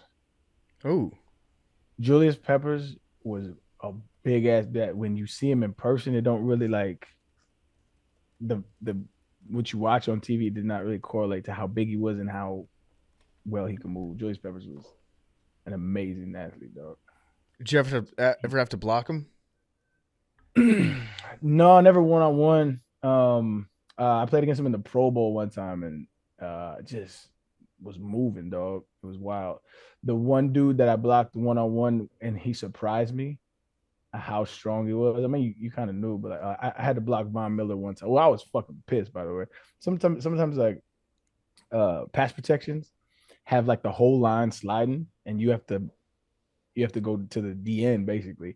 And so it's like, why not just have him and I'll fill the gap where my tackle isn't doing anything.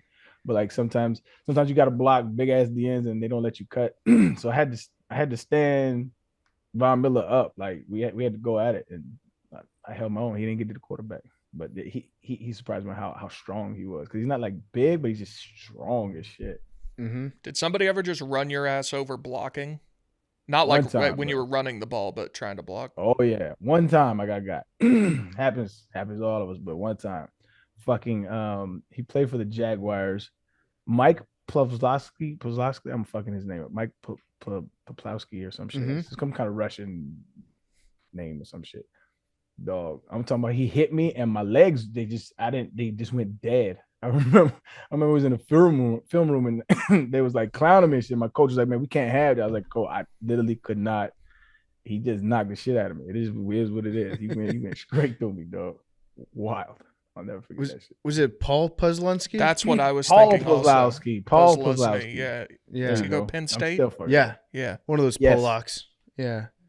Yeah. Paul. There you go. Did I say Mike? Yeah. Man, no disrespect to the homie. Yeah, but he knocked the shit out of me, dog. Ran me clean over. He hit you so hard he forgot his name. 13 years later.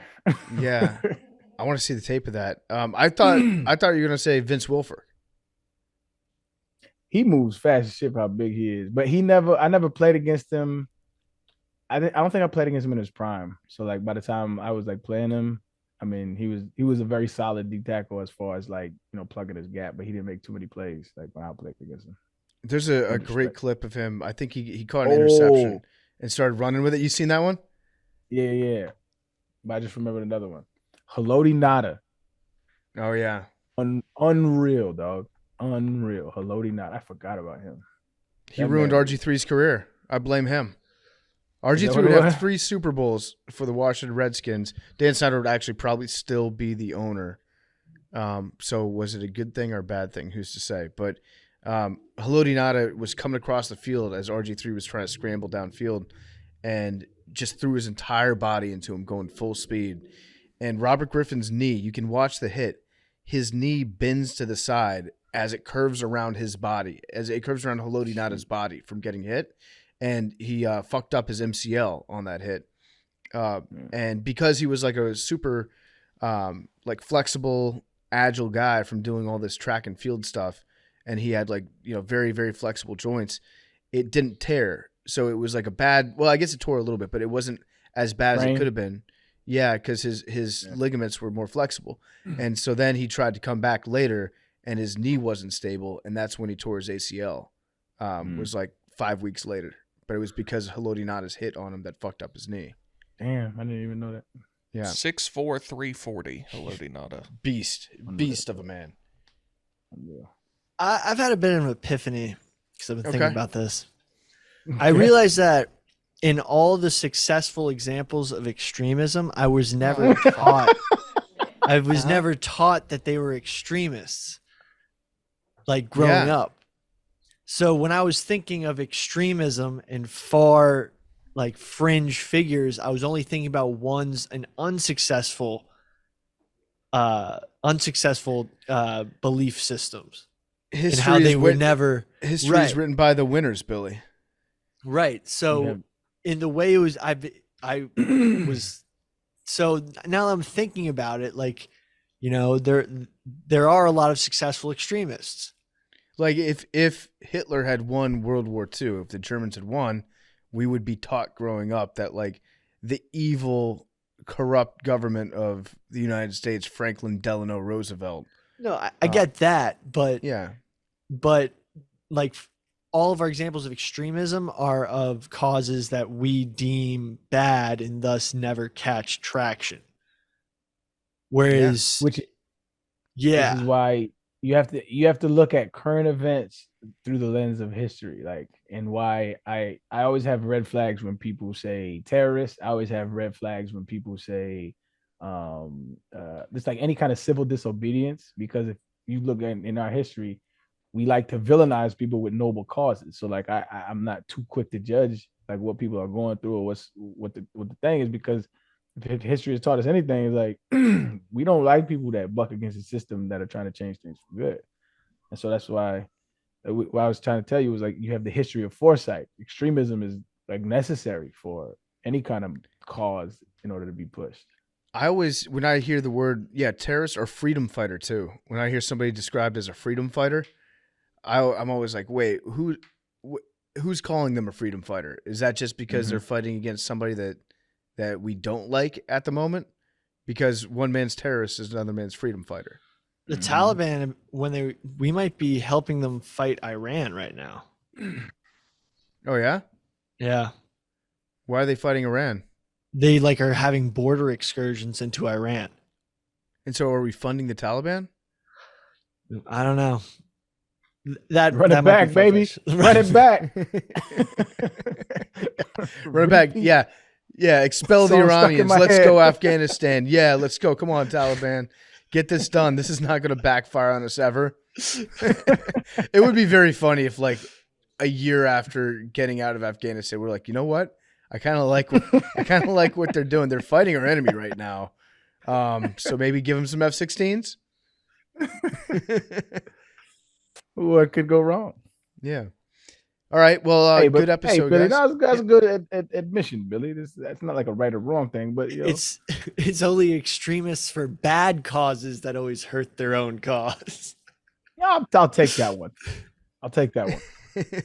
Agree. That's So, why Billy- my two examples were Al Qaeda Yeah. and Charlottesville. Good examples, Billy. You All right. gotta make a quote card of Billy saying what he said. He said all what did he say? All groups have a rational. What did he say? All groups make some rational points. Have rational points to themselves. Yeah. To There you go. themselves. Yeah. There you go. All right. All groups are rational amongst their own group.